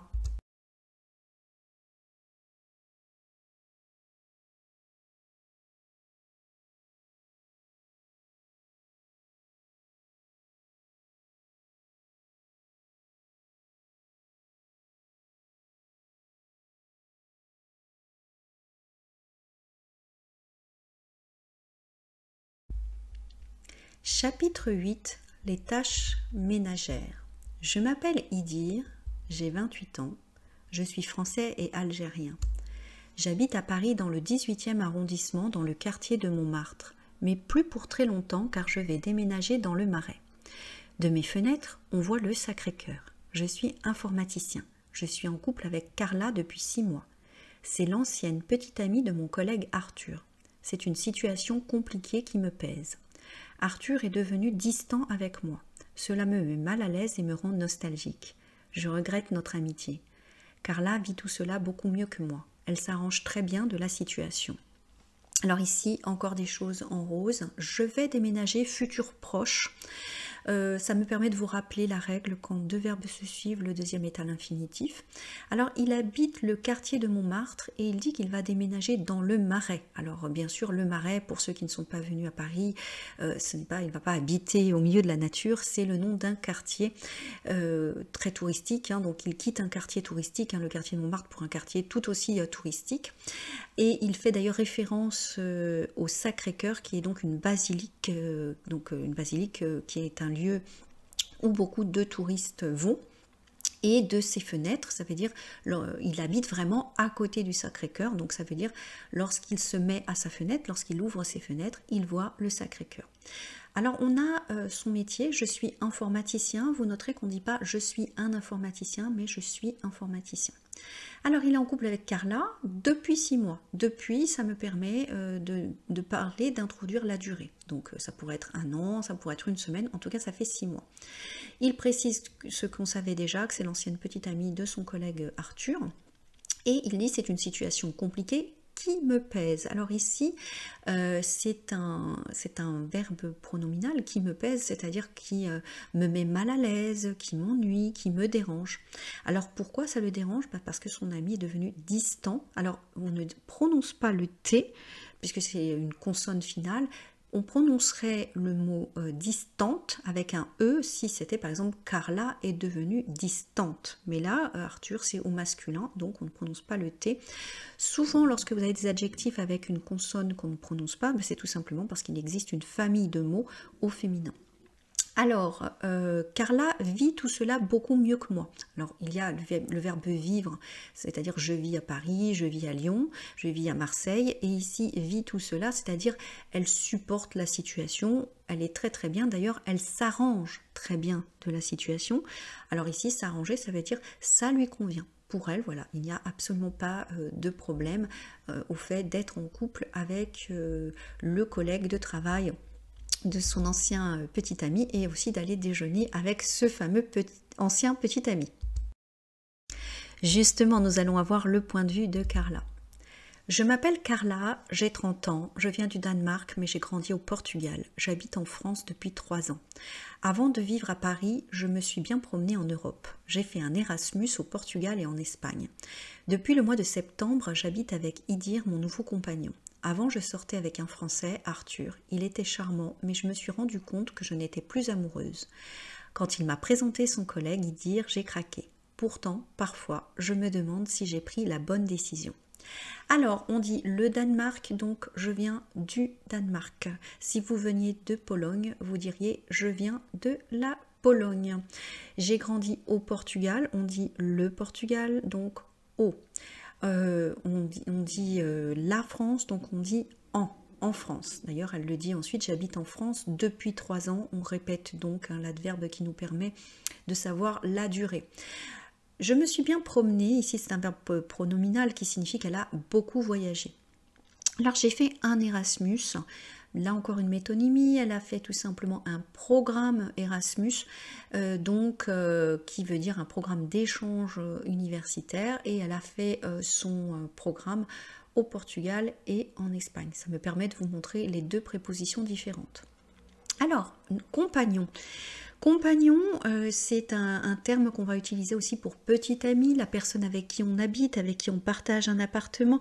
Donc on peut dire mon conjoint, si on n'est pas marié et qu'on a envie d'employer un terme un petit peu plus profond, on peut dire compagnon, on peut dire mon copain, on peut dire beaucoup de choses pour parler de son binôme, entre guillemets, c'est pas son binôme de travail, mais enfin son amoureux, et en fait c'est sa compagne.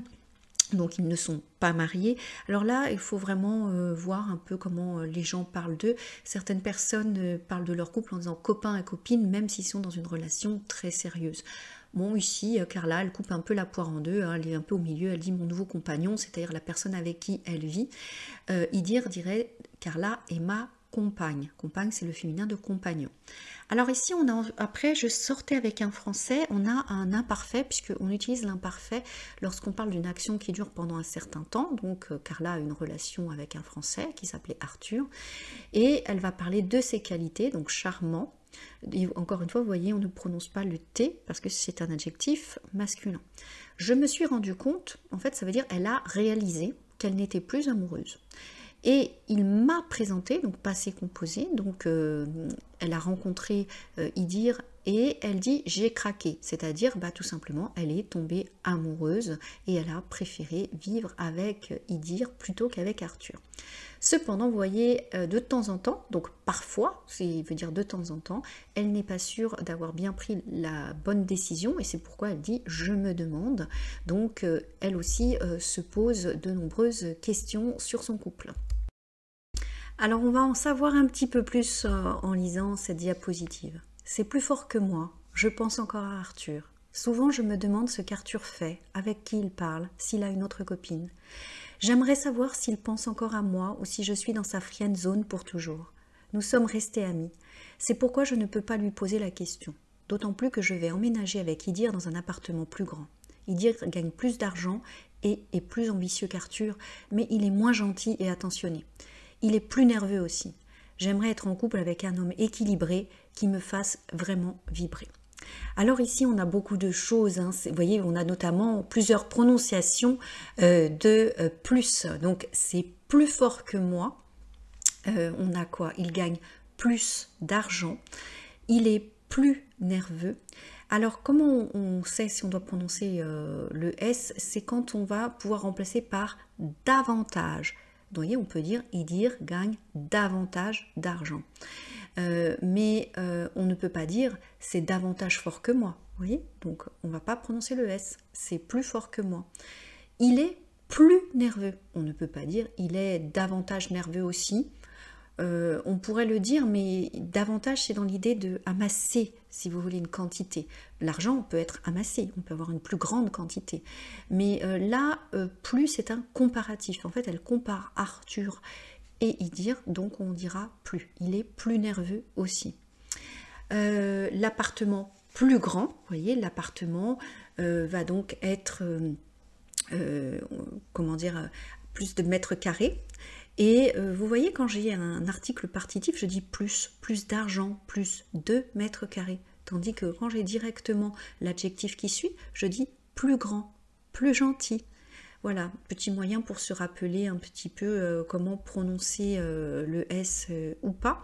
Je vous ai préparé une petite fiche sur le site French Discovery lorsque je parle de la prononciation du plus, parce que c'est une question qui revient souvent. Alors en gros, le mot plus se prononce avec le S final lorsque c'est le signe de l'addition ou lorsqu'il signifie un avantage. Donc gagner plus d'argent, c'est un avantage. Je vous ai fait une fiche un petit peu plus détaillée à consulter. N'hésitez pas à aller la voir.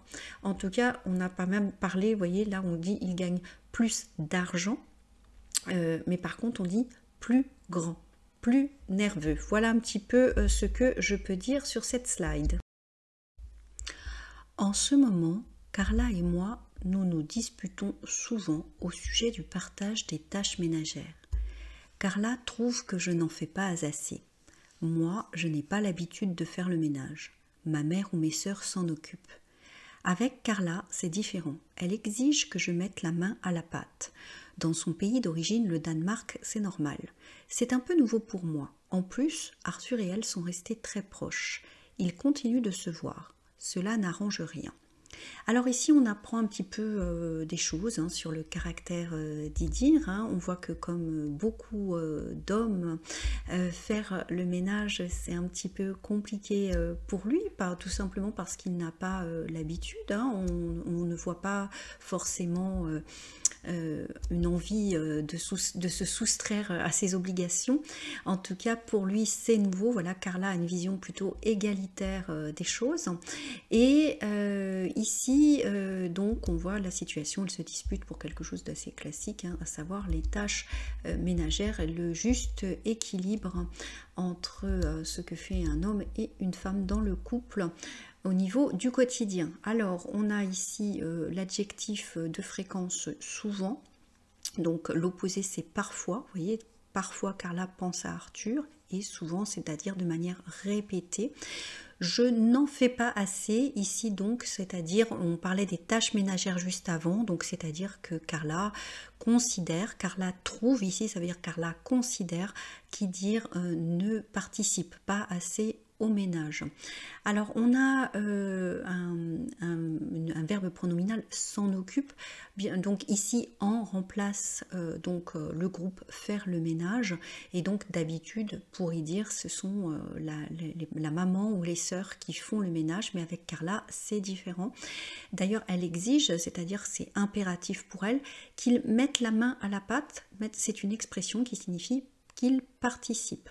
Alors on a également, en plus Arthur et elle sont restés très proches, c'est-à-dire que Arthur et elle, comme vous avez pu le voir, continuent de se voir et donc partagent une amitié, et il dit cela n'arrange rien, donc c'est aussi une expression qui veut dire que la situation est déjà suffisamment tendue, ils se disputent, mais en plus le fait qu'elle fréquente, qu'elle voit encore son ex ne permet pas d'avoir une relation plutôt sereine. Ce matin, nous nous sommes disputés au sujet de mes chaussettes sur le sol, de mon manteau sur le canapé et de la vaisselle dans l'évier. Cet appartement est un vrai foutoir, s'est exclamée Carla. Je n'ai pas répondu, j'étais gênée, alors elle a explosé. Tu ne fais jamais rien, j'en ai marre. Et comme je me taisais toujours, je regrette ma relation avec Arthur. Lui, il me traitait comme une princesse. Retourne avec lui alors. Alors, ici, on a des verbes pronominaux, on a de l'impératif et du langage familier. Alors, cet appartement est un vrai foutoir, c'est du langage familier, hein, ça signifie qu'en fait, les choses ne sont pas rangées, c'est un peu mal poli, hein, elle veut dire que tout est en désordre. Alors, j'en ai marre, autre expression familière, hein, c'est l'équivalent de I'm fed up en anglais. Et puis exaspéré, Idir lui dit retourne avec lui alors, donc là c'est de l'impératif, ça veut dire si tu n'es pas contente avec moi, eh bien retourne avec ton ex.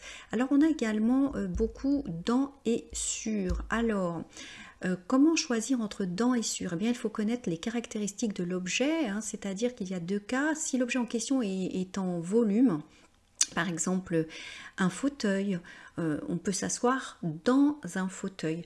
Donc c'est pourquoi par exemple ici vous avez l'évier, et l'évier il y a du volume, hein, il y a une profondeur, hein, donc la vaisselle est dans l'évier. En revanche, lorsque vous avez un objet qui n'est donc pas un volume, mais qui en fait constitue une surface, par exemple le sol, on va donc utiliser sur. Donc c'est pourquoi on a ici sur le sol est une surface, et on n'a pas dans le sol, d'accord? Et alors vous allez me dire, mais le canapé c'est un volume, on peut se mettre à l'intérieur, mais il est considéré comme une surface puisqu'il a posé son manteau sur le dessus du canapé. En revanche, dans l'évier, donc là on voit un volume, c'est à l'intérieur de l'évier, il a laissé de la vaisselle.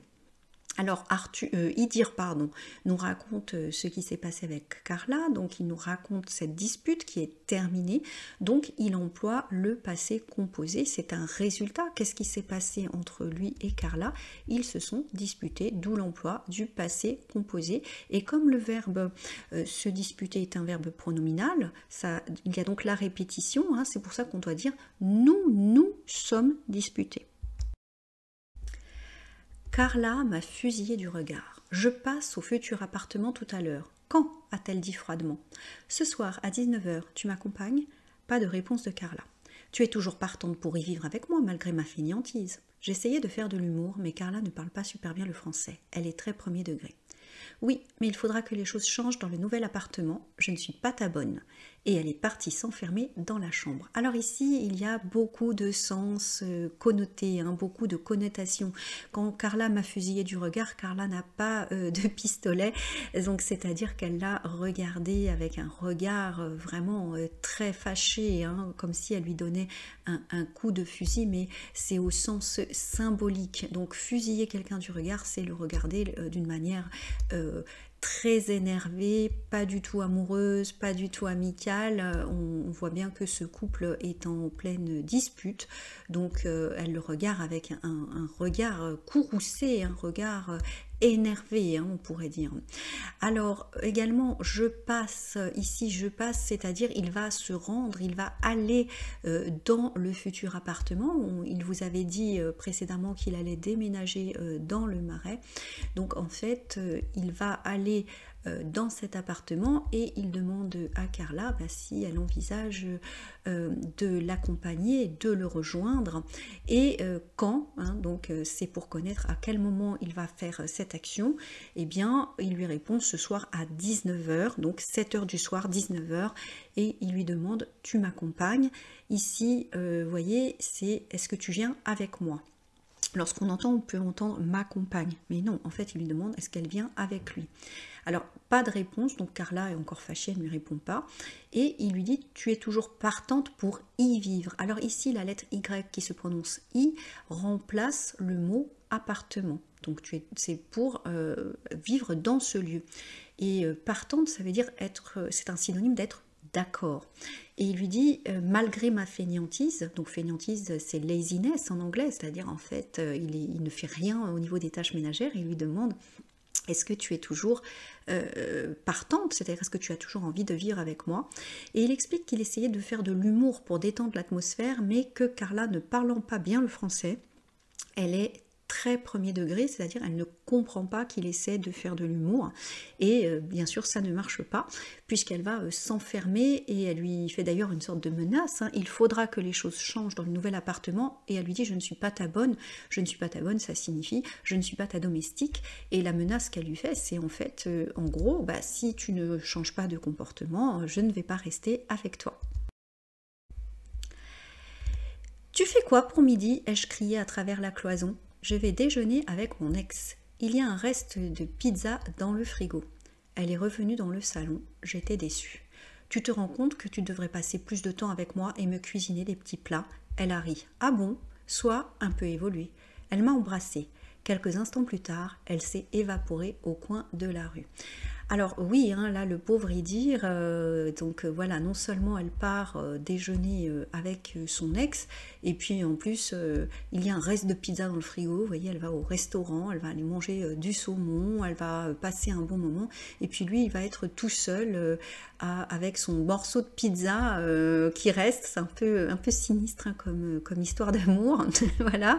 Malheureusement, j'ai voulu être assez réaliste. Le quotidien dans un couple n'est pas toujours facile, surtout quand ce couple a des difficultés à s'harmoniser. Donc, justement, au niveau des relations, on voit qu'il est, comme il dit, déçu. Hein, donc, il s'attendait à autre chose. Et ici, on a un futur proche. Je vais déjeuner avec mon ex parce que c'est quelque chose qui est planifié, qui est prévu. Et vous voyez, il lui dit, tu fais quoi pour midi? Alors, ça peut être compris de deux façons. C'est en gros, qu'est-ce que tu cuisines? Ou ça peut peut-être lui proposer de sortir. On ne saura jamais, hein, l'ambiguïté. Et par contre, il lui dit, tu devrais passer plus de temps avec moi et me cuisiner. Ici, donc, il fait un reproche, hein, il met un reproche plutôt gentil, et elle lui donne un impératif, soit un peu évolué, c'est-à-dire soit moderne, soit ouvert d'esprit. Verbe pronominal, elle m'a embrassé, donc elle embrasse Idir, et elle s'est évaporée au coin de la rue. Donc ici un sens symbolique, bien sûr, elle ne s'est pas évaporée, hein. Ça veut dire elle a disparu au coin de la rue, un peu comme si son corps s'était dissous, mais c'est une connotation et c'est un sens symbolique, avec un verbe pronominal. Quand on dit que quelqu'un s'est évaporé, c'est quelqu'un qui a disparu de la circulation. Bon ici, vu la scène qu'ils ont vécue, c'est un peu comme si Carla l'avait symboliquement quitté, hein, en tournant au coin de la rue. Bien sûr, on se doute que Idir dit ça parce qu'il est très déçu. Alors, après cet échange, cette dispute de couple entre Carla et Idir, c'est l'occasion, voilà, de montrer un petit peu des sentiments. Alors, je vais mettre partie 1 parce qu'il existe beaucoup de sentiments, hein, dans le vocabulaire français. Alors, la forme masculine et la forme féminine, amoureux, amoureuse, bavard, bavarde et le verbe bavarder. Donc vous voyez, on ne prononce pas le D au masculin parce qu'on peut créer une sorte de famille de mots après. On peut créer bavarde au féminin et puis le verbe bavarder. Content, contente. Là, je ne l'ai pas mis à l'écran, mais c'est la même chose. Il existe un verbe qui s'appelle contenter. Être en colère, être confus. On peut dire aussi être confuse au féminin. Alors quand on est confus, il y a plusieurs sens. C'est s'excuser, je suis en retard, je suis confus, je suis confuse. Et c'est également je suis confus parce que je ne comprends pas ce que vous dites, les choses ne sont pas très claires. Donc encore une fois, pour comprendre le sens de cet adjectif, regardez bien le contexte. Alors on continue, dans les diapositives à venir, on va avoir pas mal de présentations de sentiments. Donc être contrarié, donc au féminin vous rajoutez un E, mais bien sûr ça reste muet. Être courageux, être courageuse, être charmeur, être charmeuse. Alors ça ne veut pas dire être charmant ou être charmante. Être charmant ou être charmante, c'est être gentille, plaisante, agréable à regarder et aussi agréable dans le comportement. Tandis que charmeur, charmeuse, on est plus dans le flirt et dans la séduction. Alors on a aussi le mot accueillant, au féminin accueillante. Et puis on a être choqué. Alors au féminin on rajoute un E et ce E est muet. On dit donc être choqué aussi. Pour une fille, elle est choquée. Alors ici, vous avez les formes infinitives. Bien sûr, il faut conjuguer. Par exemple, je suis charmeur ou je suis charmeuse, tu es charmeuse, il est charmeur, elle est charmeuse, nous sommes charmeurs, vous êtes charmeurs, ils sont charmeurs, elles sont charmeuses. Donc, vous voyez, lorsque vous faites une phrase sujet, verbe, complément, il faut bien sûr conjuguer. Là, vous avez la forme infinitive pour présenter les sentiments. Et je reviens sur choquer parce que choquer, ça peut avoir un choc parce que quelque chose vous est arrivé. Mais ça peut vouloir dire également, surtout auprès des jeunes générations, je suis extrêmement surpris. Alors, ça peut être des fois très dramatique et des fois, ça peut être beaucoup plus minime. C'est même une sorte d'expression plutôt jeune. Voilà, donc encore une fois, toujours le contexte, le contexte. Encore des sentiments, c'est normal dans une série qui parle d'amour, donc être désorganisé, désorganisé, alors là c'est plus que des sentiments, j'ai envie de dire des comportements. Alors quelqu'un qui est désorganisé, c'est quelqu'un qui ne sait pas du tout s'organiser, le préfixe privatif dé, et vous voyez, c'est dans son travail, il commence une partie, après il fait une autre, ou pour mener un projet, il part dans tous les sens, et on a quelque chose d'un peu différent qui est être dépassé, et être charrette. Alors être dépassé, c'est qu'on a tout simplement trop de travail, et être charrette, c'est une expression idiomatique qui veut dire qu'en fait on est vraiment très en retard pour livrer son travail. C'est une expression qui vient d'autrefois des étudiants en beaux-arts qui devaient donner leurs travaux avec une charrette qui passait dans les rues pour les collecter, pour les mettre à l'approbation des professeurs de l'école. Et être charrette, ça veut dire on n'a pas fini et on n'est pas en temps et en heure pour jeter sur la charrette son travail. Alors il y a également d'autres expressions, en tout cas c'est une expression idiomatique qui signifie donc être très en retard sur son travail, avec cette idée d'être dépassé par la masse de travail à effectuer. Alors être égoïste, c'est la même chose au masculin comme au féminin. Alors je ne sais pas si la photo est très explicite, en fait en anglais on dirait to be selfish.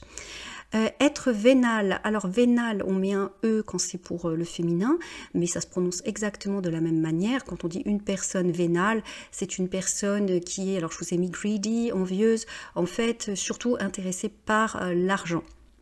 Être effrayé, alors vous voyez on met un E, notez bien qu'en français deux E ça fait pas I, ça fait et le deuxième E est muet, c'est juste pour l'écriture pour montrer la marque du féminin. Être enjoué, et donc être enjoué, c'est être plein de joie, être pleine de joie, donc au féminin, vous mettrez un E, bien sûr on ne le prononcera pas, on dira être enjoué. À ce sujet, je voulais vraiment repréciser quelque chose pour le son « et ». Quand vous avez un E sans accent, ne dites pas « et ». On en a déjà parlé dans les précédentes vidéos, ce n'est pas comme en italien ou en espagnol ou dans d'autres langues, ici c'est bien le son « e ». Encore une fois, du vocabulaire, être dégoûté, donc vraiment quelque chose nous dégoûte, ça peut être quelque chose au niveau du goût, hein, je n'aime pas ce plat ou cette préparation, mais ça peut être aussi être dégoûté par un comportement, donc un double sens, ça veut dire en fait on n'est pas du tout d'accord avec une attitude d'un proche ou de quelqu'un d'autre. Être doué, ça veut dire avoir du talent, donc ça peut être aussi bien pour savoir jouer de la musique, comme sur cette photo, ou tout simplement être doué pour quelque chose sur un mode ironique. Par exemple, elle est douée pour faire des histoires. Bon, là, on n'est pas talentueux. Là, ça veut tout simplement dire la personne a vraiment un talent pour vraiment créer des problèmes. Donc voilà, on pourrait dire créer des histoires, c'est cette personne tout crachée. On avait vu l'expression tout craché lorsque Arthur attendait Carla. Alors, être déprimé, alors « et » quand c'est au masculin et avec un « e » quand c'est féminin. Être découragé, avec un E quand c'est féminin. Être déçu, alors vous voyez, il y a le C cédille, donc c'est comme si vous prononciez deux S, et le E, lorsque c'est au féminin, reste muet. Être déçu. Et puis être désordonné, alors ici c'est vraiment ne pas ranger ses affaires, on le voit avec cette chambre en désordre, et c'est aussi quelqu'un de désordonné, c'est quelqu'un qui ne range effectivement jamais rien, mais aussi on peut dire au sens symbolique aussi quelqu'un de brouillon, vous voyez, c'est quelqu'un qui est un peu l'opposé de quelque chose de perfectionniste, d'ordonné, voilà, c'est le contraire d'ordonné. D'ailleurs vous avez le préfixe D qui est un préfixe privatif, donc avec une signification négative, hein, c'est-à-dire tout le contraire de l'ordre. Nous avons bientôt fini notre présentation des sentiments et comportements. Alors on a ici être frustré, être fatigué, avoir faim. Alors vous voyez, pour une fois, on a l'auxiliaire avoir, ce qui est plutôt rare. Hein. D'habitude, on a vu avec beaucoup être. Être fainéant, voilà, donc en anglais je pense qu'on dirait un bon coach potato, hein, voilà. Être furieux, être furieuse, être fier, ça se prononce de la même manière, mais l'orthographe change. Pour être feignant, bien sûr, si c'est une fille, on va dire être feignante et on va rajouter la lettre E. Et encore une fois, hein, comme je l'ai déjà dit à plusieurs reprises, d'ailleurs, quand vous voyez que le mot se termine par une consonne, vous ne prononcez pas cette consonne tout simplement parce qu'on a besoin de réserver le son E pour la forme féminine. Donc, on va dire une femme qui est feignante, un homme qui est feignant. Et quand vous voyez la lettre E, vous pouvez prononcer la consonne, mais quand il n'y a pas de E, vous ne la prononcez pas, sauf si ce sont des mots étrangers ou latins. À présent, on passe à la partie exercice. Alors, faites des phrases sur le modèle suivant. Vous pouvez le faire à l'oral ou à l'écrit. Aujourd'hui, je me sens, par exemple, aujourd'hui, je me sens fatiguée, et pensez bien à adapter en fonction de votre genre, à mettre le E ou à ne pas mettre le E. Vous pouvez aussi utiliser beaucoup plus court, je suis fatiguée. Vous voyez, je suis fatiguée, c'est vraiment le modèle d'une phrase simple. SVC, donc S, je, c'est le sujet. Suis, V, c'est le verbe, donc le verbe être conjugué à la première personne du singulier. Et c'est ici, donc on a un adjectif qui fait office de complément. Je suis quoi? Je suis fatiguée. Et en fait, donc je suis fatiguée et avec un E si vous êtes une fille. Et vous verrez que pour certains verbes, vous devrez adapter lorsque vous voulez parler de certains sentiments ou ressentis. Des fois, ce genre de tournure, ce sera un peu difficile et c'est un peu le challenge auquel je vous convie. Et je vous donne rendez-vous sur le site internet frenchdiscoveries.fr pour une proposition de corriger ouverte à tous les abonnés du site internet.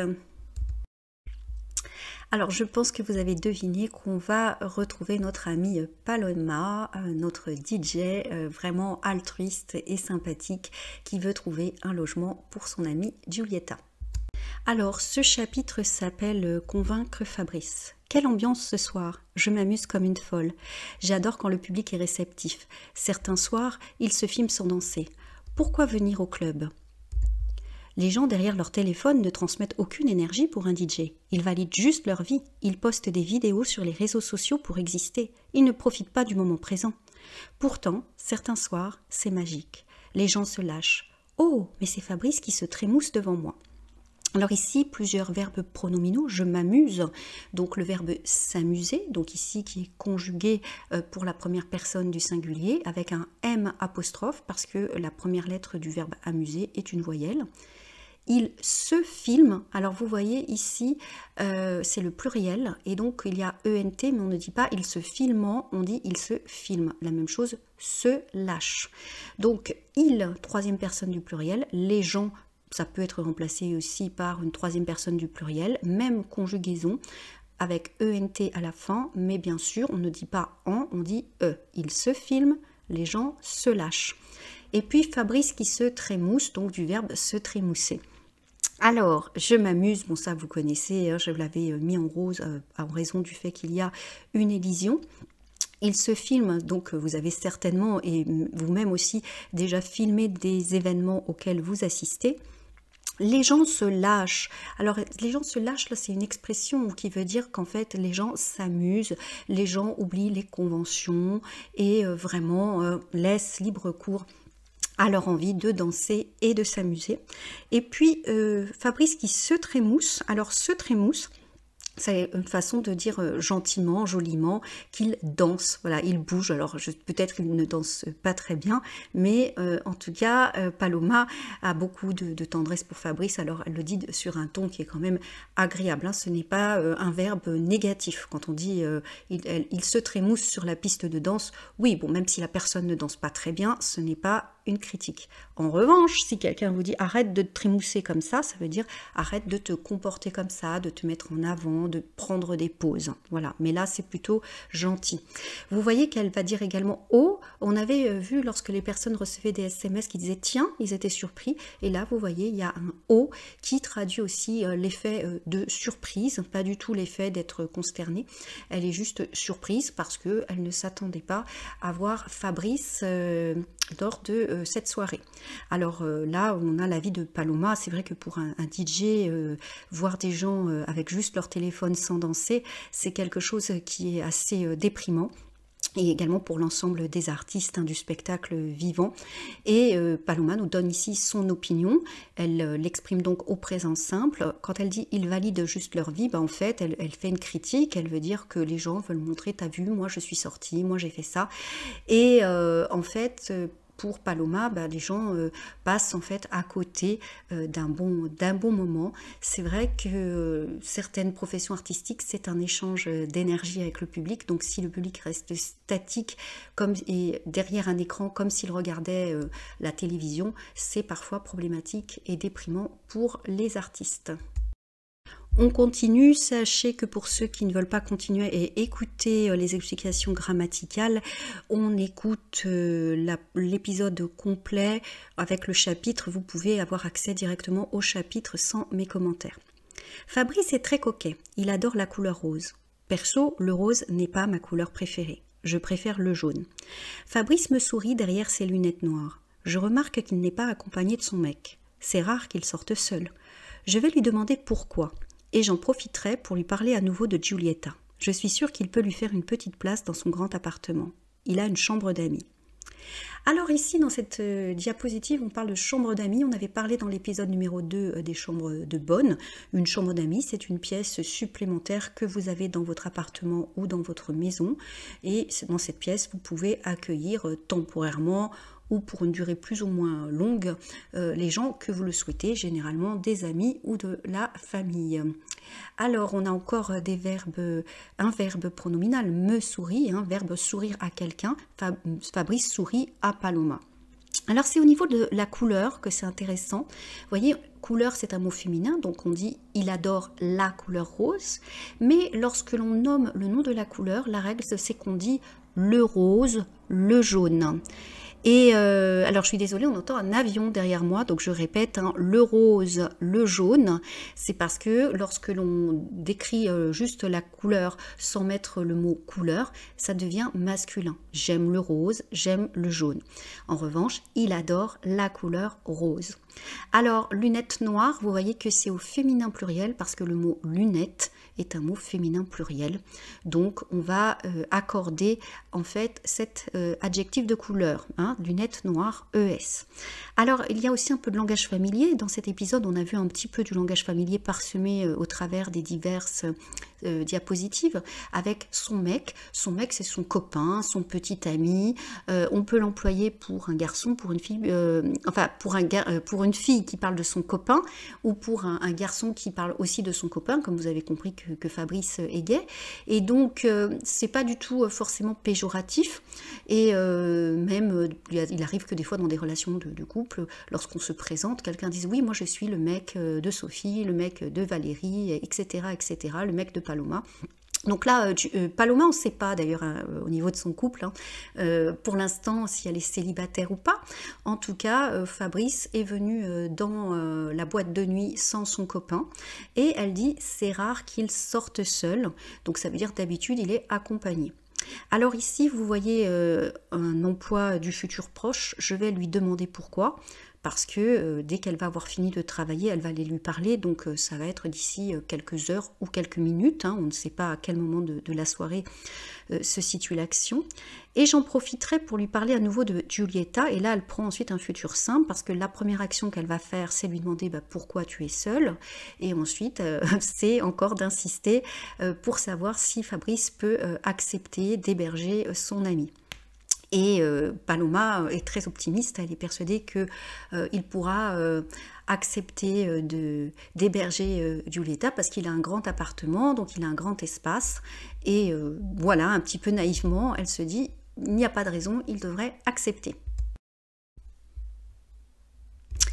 Fabrice reste toujours jusqu'à la fermeture. Une fois mon travail terminé, je suis allée lui parler. « Salut Fabrice, ça va? As-tu réfléchi pour Giulietta ?»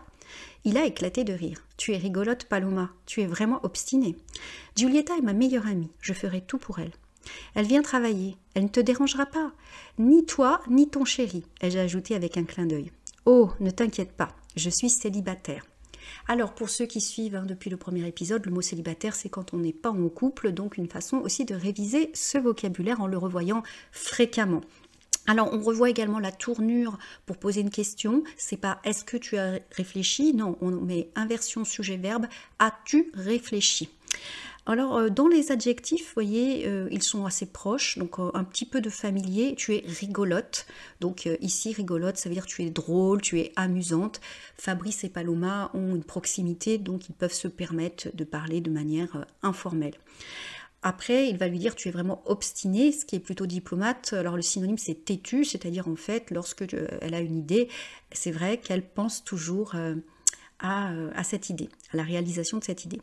Elle ne te dérangera pas, c'est que en fait, le fait que Giulietta soit chez Fabrice, ça ne va pas lui causer de problème, du moins du point de vue de Paloma. Et elle essaie vraiment de le convaincre en mettant en avant le fait que son amie vient travailler, donc vient faire un stage et ne sera donc pas souvent fréquente à l'appartement. Et on a quand elle dit « ai-je ajouté avec un clin d'œil ni toi ni ton chéri ?» Alors en fait, ici, elle a comment dire, fait une allusion pour poser discrètement des questions pour savoir pourquoi Fabrice est tout seul. Et justement, elle a sa réponse, puisque Fabrice lui dit « ne t'inquiète pas, je suis célibataire », donc il a rompu. Alors, vous avez vu que plusieurs fois, on a parsemé dans la vidéo « ni », c'est parce que, bien évidemment, vous vous doutez bien qu'on va voir ça dans les prochains épisodes. Donc là, je l'introduis discrètement. Pensez à bien regarder par la suite l'épisode 4. N'hésitez pas à activer la cloche pour être tenu au courant, puisque chaque vidéo du nouveau vocabulaire et aussi des nouveaux points de grammaire. « Mais c'est super! Tu vas pouvoir héberger Giulietta !» me suis-je exclamé. C'était un peu impoli. Mais le malheur des uns fait le bonheur des autres. Heureusement, Fabrice est une bonne pâte. Il a rigolé. Toi alors, quand tu as une idée dans la tête, tu ne l'as pas ailleurs. Je te paie un verre, ai-je répondu en clignant de l'œil. Je vais te coûter cher en boisson, a dit Fabrice en souriant. Non, je plaisante. J'ai décidé de ne plus boire. Alors ici, il y a plusieurs expressions idiomatiques. Donc déjà un proverbe, le malheur des uns fait le bonheur des autres. En fait, Fabrice est célibataire, donc il y a encore moins d'obstacles pour qu'il puisse accueillir Giulietta chez lui.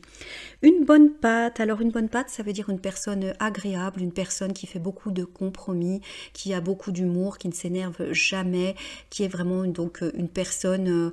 voilà, qui n'est pas du tout méchante, très gentille. Donc en fait, Fabrice n'en veut pas à Paloma d'avoir dit que c'est super qu'il soit célibataire. Il a plutôt rigolé, c'est donc rigolé, il a ri. Tout à l'heure, vous avez vu, il a traité Paloma de rigolote. Et on a le verbe rigoler qui est aussi la forme familière du verbe rire. D'ailleurs, Fabrice continue avec « quand tu as une idée dans la tête, tu ne l'as pas ailleurs ». C'est donc une expression pareille, plutôt familière. Hein. Il veut dire que, en fait, vraiment, Paloma est très têtue. Ensuite, je vais te coûter cher en boisson. Donc, en fait, ça veut dire que il va, tout simple, si il accepte l'arrangement qui a été proposé par Paloma, eh bien, il va lui coûter cher. Par rapport à cette dépense, elle devra payer beaucoup de boissons, mais on voit que finalement il a décidé de ne plus boire, donc s'il donne son accord, ce sera sans contrepartie.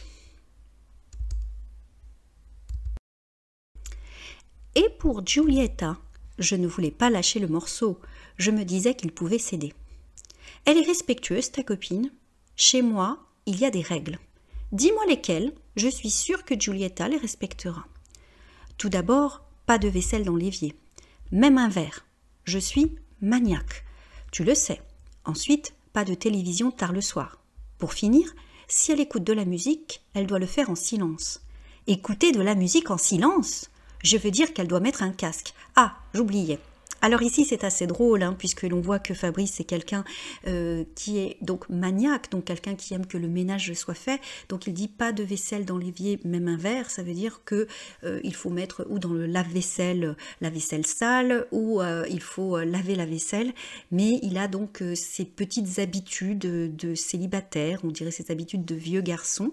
On a une expression idiomatique en rose avec « je ne voulais pas lâcher le morceau », ça veut dire « je ne voulais pas abandonner ». Donc un petit peu comme un chien, vous savez, qui a les crocs dans sa proie. Elle ne veut absolument pas lâcher, elle veut absolument que Fabrice lui réponde par rapport à sa proposition d'héberger Giulietta. Je me disais qu'il pouvait céder, c'est-à-dire qu'elle a un peu une intuition, il est tout seul, il pourrait peut-être pour 3 mois accepter de lui rendre ce service. Et là où c'est très drôle, c'est qu'il lui dit si elle écoute de la musique, elle doit le faire en silence. Alors bien sûr, Paloma répond très vite d'un air de dire que c'est absurde, et bien sûr il s'est trompé, il voulait dire qu'elle devait mettre un casque. Voilà, donc c'est aussi quelqu'un qui ne veut pas avoir de pollution sonore chez lui. Donc on voit qu'au quotidien, vivre avec Fabrice, c'est peut-être pas si simple que ça. Quoi d'autre? Ces règles étaient un peu pénibles. S'il voyait l'état de mon évier, il y a toujours quelque chose qui traîne dedans. Chez Giulietta, c'est pareil. Pas de bain, continuait Fabrice. Les bains consomment trop d'eau. Ce n'est bon ni pour la planète, ni pour ma facture d'électricité. Et je ne suis pas baby-sitter. Elle doit être autonome. C'était vraiment dur. Tout le monde aime prendre un bain de temps en temps. Pourtant, j'ai répondu à Fabrice. Tu sais, Giulietta déteste la musique. Elle prend des douches. Elle est très écolo. Sa passion, c'est le ménage. Je suis sûre que vous allez bien vous entendre. Dans ce cas, a dit Fabrice, marché conclu. Alors, quoi d'autre? C'est tout simplement l'équivalent de what else, hein. Il a plusieurs règles, donc Paloma se renseigne sur les règles de Fabrice et elle dit que les règles sont un peu pénibles, oui, c'est-à-dire ce sont des règles difficiles et une des raisons pour lesquelles Fabrice ne veut pas que les gens prennent des bains chez lui, c'est pour économiser de l'eau et aussi pour respecter l'environnement. Et bon, Giulietta va venir faire un stage au mois de janvier, février, mars, période qui sont quand même assez froides, et Paloma pense que c'est un peu dur parce que de temps en temps, qui est un synonyme de parfois, les gens aiment prendre un bain. Alors elle va un peu lui mentir, hein. Elle va dire que Giulietta déteste la musique, qu'elle prend des douches, qu'elle est... Alors écolo, ça veut dire elle a une conscience par rapport au climat, elle fait attention. Et elle va lui dire en plus qu'ils doivent partager des points communs, donc ils vont bien s'entendre. Et Fabrice répond marché conclu. En fait, en anglais, c'est deal. Donc en fait, il accepte finalement, il cède donc à la demande de Paloma, parce qu'on va lui présenter une jeune femme qui devrait répondre un petit peu aux mêmes visions que les siennes. Et il se dit, ah c'est super, elle va respecter mon règlement. Je lui ai sauté au cou. Je suis contente et soulagée. J'ai un peu menti. Quand elle est à la maison, Giulietta écoute le groupe AA et des chansons napolitaines en boucle toute la journée. Elle aime bien monter le son. Pendant nos vacances communes, son incapacité à participer aux tâches ménagères m'avait énervée. Elle peut aussi passer l'après-midi dans son bain à rajouter de l'eau chaude. Pour finir, elle est très anxieuse et dort la lumière allumée. Elle a été très couvée par sa maman. Elle parle mal le français. C'est la première fois qu'elle quitte l'Italie seule. Mais ça, je n'allais pas le dire à Fabrice. J'ai filé annoncer la bonne nouvelle à mon ami. Alors ici, on a des exemples d'expressions et de langage familier. Donc, j'ai filé, c'est-à-dire je suis partie, hein, donc assez familier. Elle est partie tout de suite pour contacter son ami pour lui annoncer: voilà, je t'ai trouvé un hébergement. Alors, je lui ai sauté au cou, tout simplement, elle est très enthousiaste et donc elle lui tombe dans les bras pour le remercier. Alors, on a les sentiments, contente, soulagée, c'est-à-dire, voilà, elle était très inquiète et le problème est réglé, donc ça va mieux. Alors, Giulietta aime monter le son quand elle écoute de la musique, un petit peu comme la personne derrière, là, qui est en train de klaxonner. Et donc, monter le son, ça veut dire augmenter le volume absolument, donc de ne pas écouter de la musique en silence et apparemment de ne pas écouter au casque. Alors, j'ai fait un mix un peu improbable entre le groupe norvégien AA et des chansons napolitaines pour montrer que Giulietta a des goûts très éclectiques, des goûts très différents. Mais par contre, elle n'écoute pas la musique en silence, elle aime monter le son, elle aime être environnée par la musique. On apprend aussi qu'elle ne participe pas aux tâches ménagères et que même sa meilleure amie n'avait pas trop apprécié, m'avait énervée. On apprend aussi qu'elle consomme beaucoup d'eau puisqu'elle adore prendre des bains dans lequel elle rajoute de l'eau chaude. Et puis, on apprend qu'elle a été couvée, c'est-à-dire que sa maman a toujours tout fait pour elle.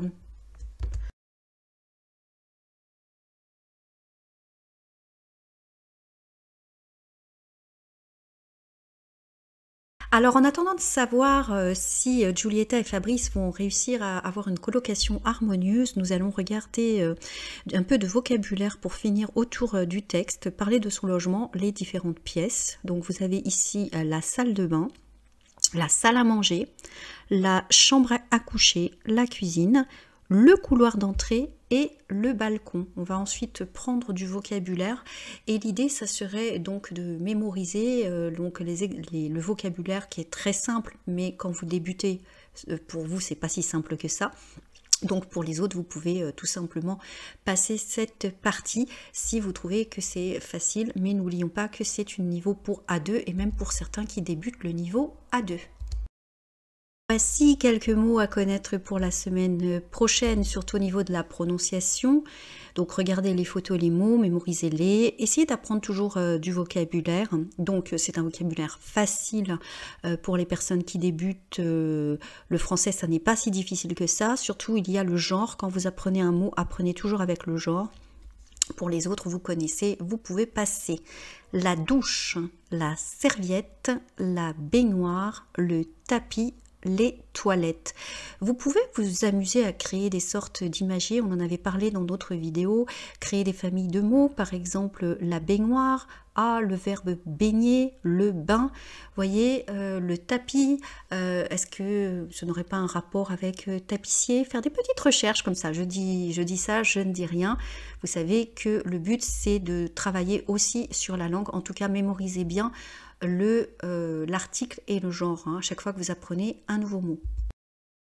Alors on passe maintenant à une autre pièce, on passe à la salle à manger, donc les volets, vous voyez en anglais c'est blinders, l'étagère, le buffet, la table, le canapé. Vous pouvez faire un petit exercice aussi de lister les objets, les meubles qui sont autour de vous et d'essayer de trouver les mots en français. N'oubliez pas à chaque fois d'apprendre le genre, hein, si c'est le ou la. Alors ici, on est dans la chambre à coucher, les rideaux, vous voyez, de chaque côté de la fenêtre, l'horloge au mur, le bureau, la table de chevet, donc c'est la petite table qui est à côté du bureau, elle n'est pas vraiment à côté du lit, et le lit une personne. Donc là, c'est vraiment une chambre de célibataire ou d'adolescent. Nous voici dans la cuisine où il y a le fameux évier dont parlait Fabrice, où il ne faut pas laisser du tout de vaisselle. Donc l'évier, c'est la partie où on lave la vaisselle. Le frigo, le balai, les placards et le grille-pain. Hein, voilà, donc il y a un petit grille-pain pour faire un petit peu un petit déjeuner sympathique. Bien sûr, c'est pas le seul équipement qu'il y a dans une cuisine. Donc en fait, votre mission, c'est aussi de lister ce qui existe dans votre cuisine et d'essayer d'apprendre ainsi du nouveau vocabulaire de manière pratique. Voilà, c'est jamais facile de prendre le temps. Je connais des personnes qui mettent carrément des petits post-it pour apprendre les nouveaux mots. Après, vous voyez comment vous faites à titre personnel, mais ça peut être une solution. Alors ici, nous avons le balcon, vous voyez, avec la porte-fenêtre. Ce sont donc des grandes vitres. Voilà, donc, et puis une rambarde. Donc, là, pour la prononciation, rambarde. Au niveau des pièces de la maison et du vocabulaire pour cette semaine, donc on est dans l'entrée de la maison. Vous voyez, il y avait l'entrée pour les plats au restaurant, hein, quand Carla et Arthur étaient au restaurant. Voici la porte d'entrée, la plante, la table basse sous lequel on voit un chat. Alors vous voyez le mot entrée, l'entrée, si je suis au restaurant, ça veut donc dire le starter, hein, le premier petit plat que je vais manger, mais c'est aussi un mot utilisé pour la partie où il y a un couloir, l'entrée d'un bâtiment, donc plusieurs sens. Alors, cette partie focus sur un quartier, donc Montmartre, hein, puisque c'est le quartier dans lequel habitent Idir et Carla pour le moment. Ça s'adresse plutôt aux gens hein, qui sont déjà A2 avancés, mais il faut un petit peu avoir des choses pour tous les niveaux dans cette vidéo. Donc, je vous fais la lecture et pour les personnes donc qui sont d'un niveau beaucoup plus avancé, l'objectif, vous mettez sur pause et vous allez chercher dans un dictionnaire les mots que vous ne comprenez pas. Vous les mettez dans votre cahier de vocabulaire afin d'apprendre de nouvelles choses. Je commence la lecture.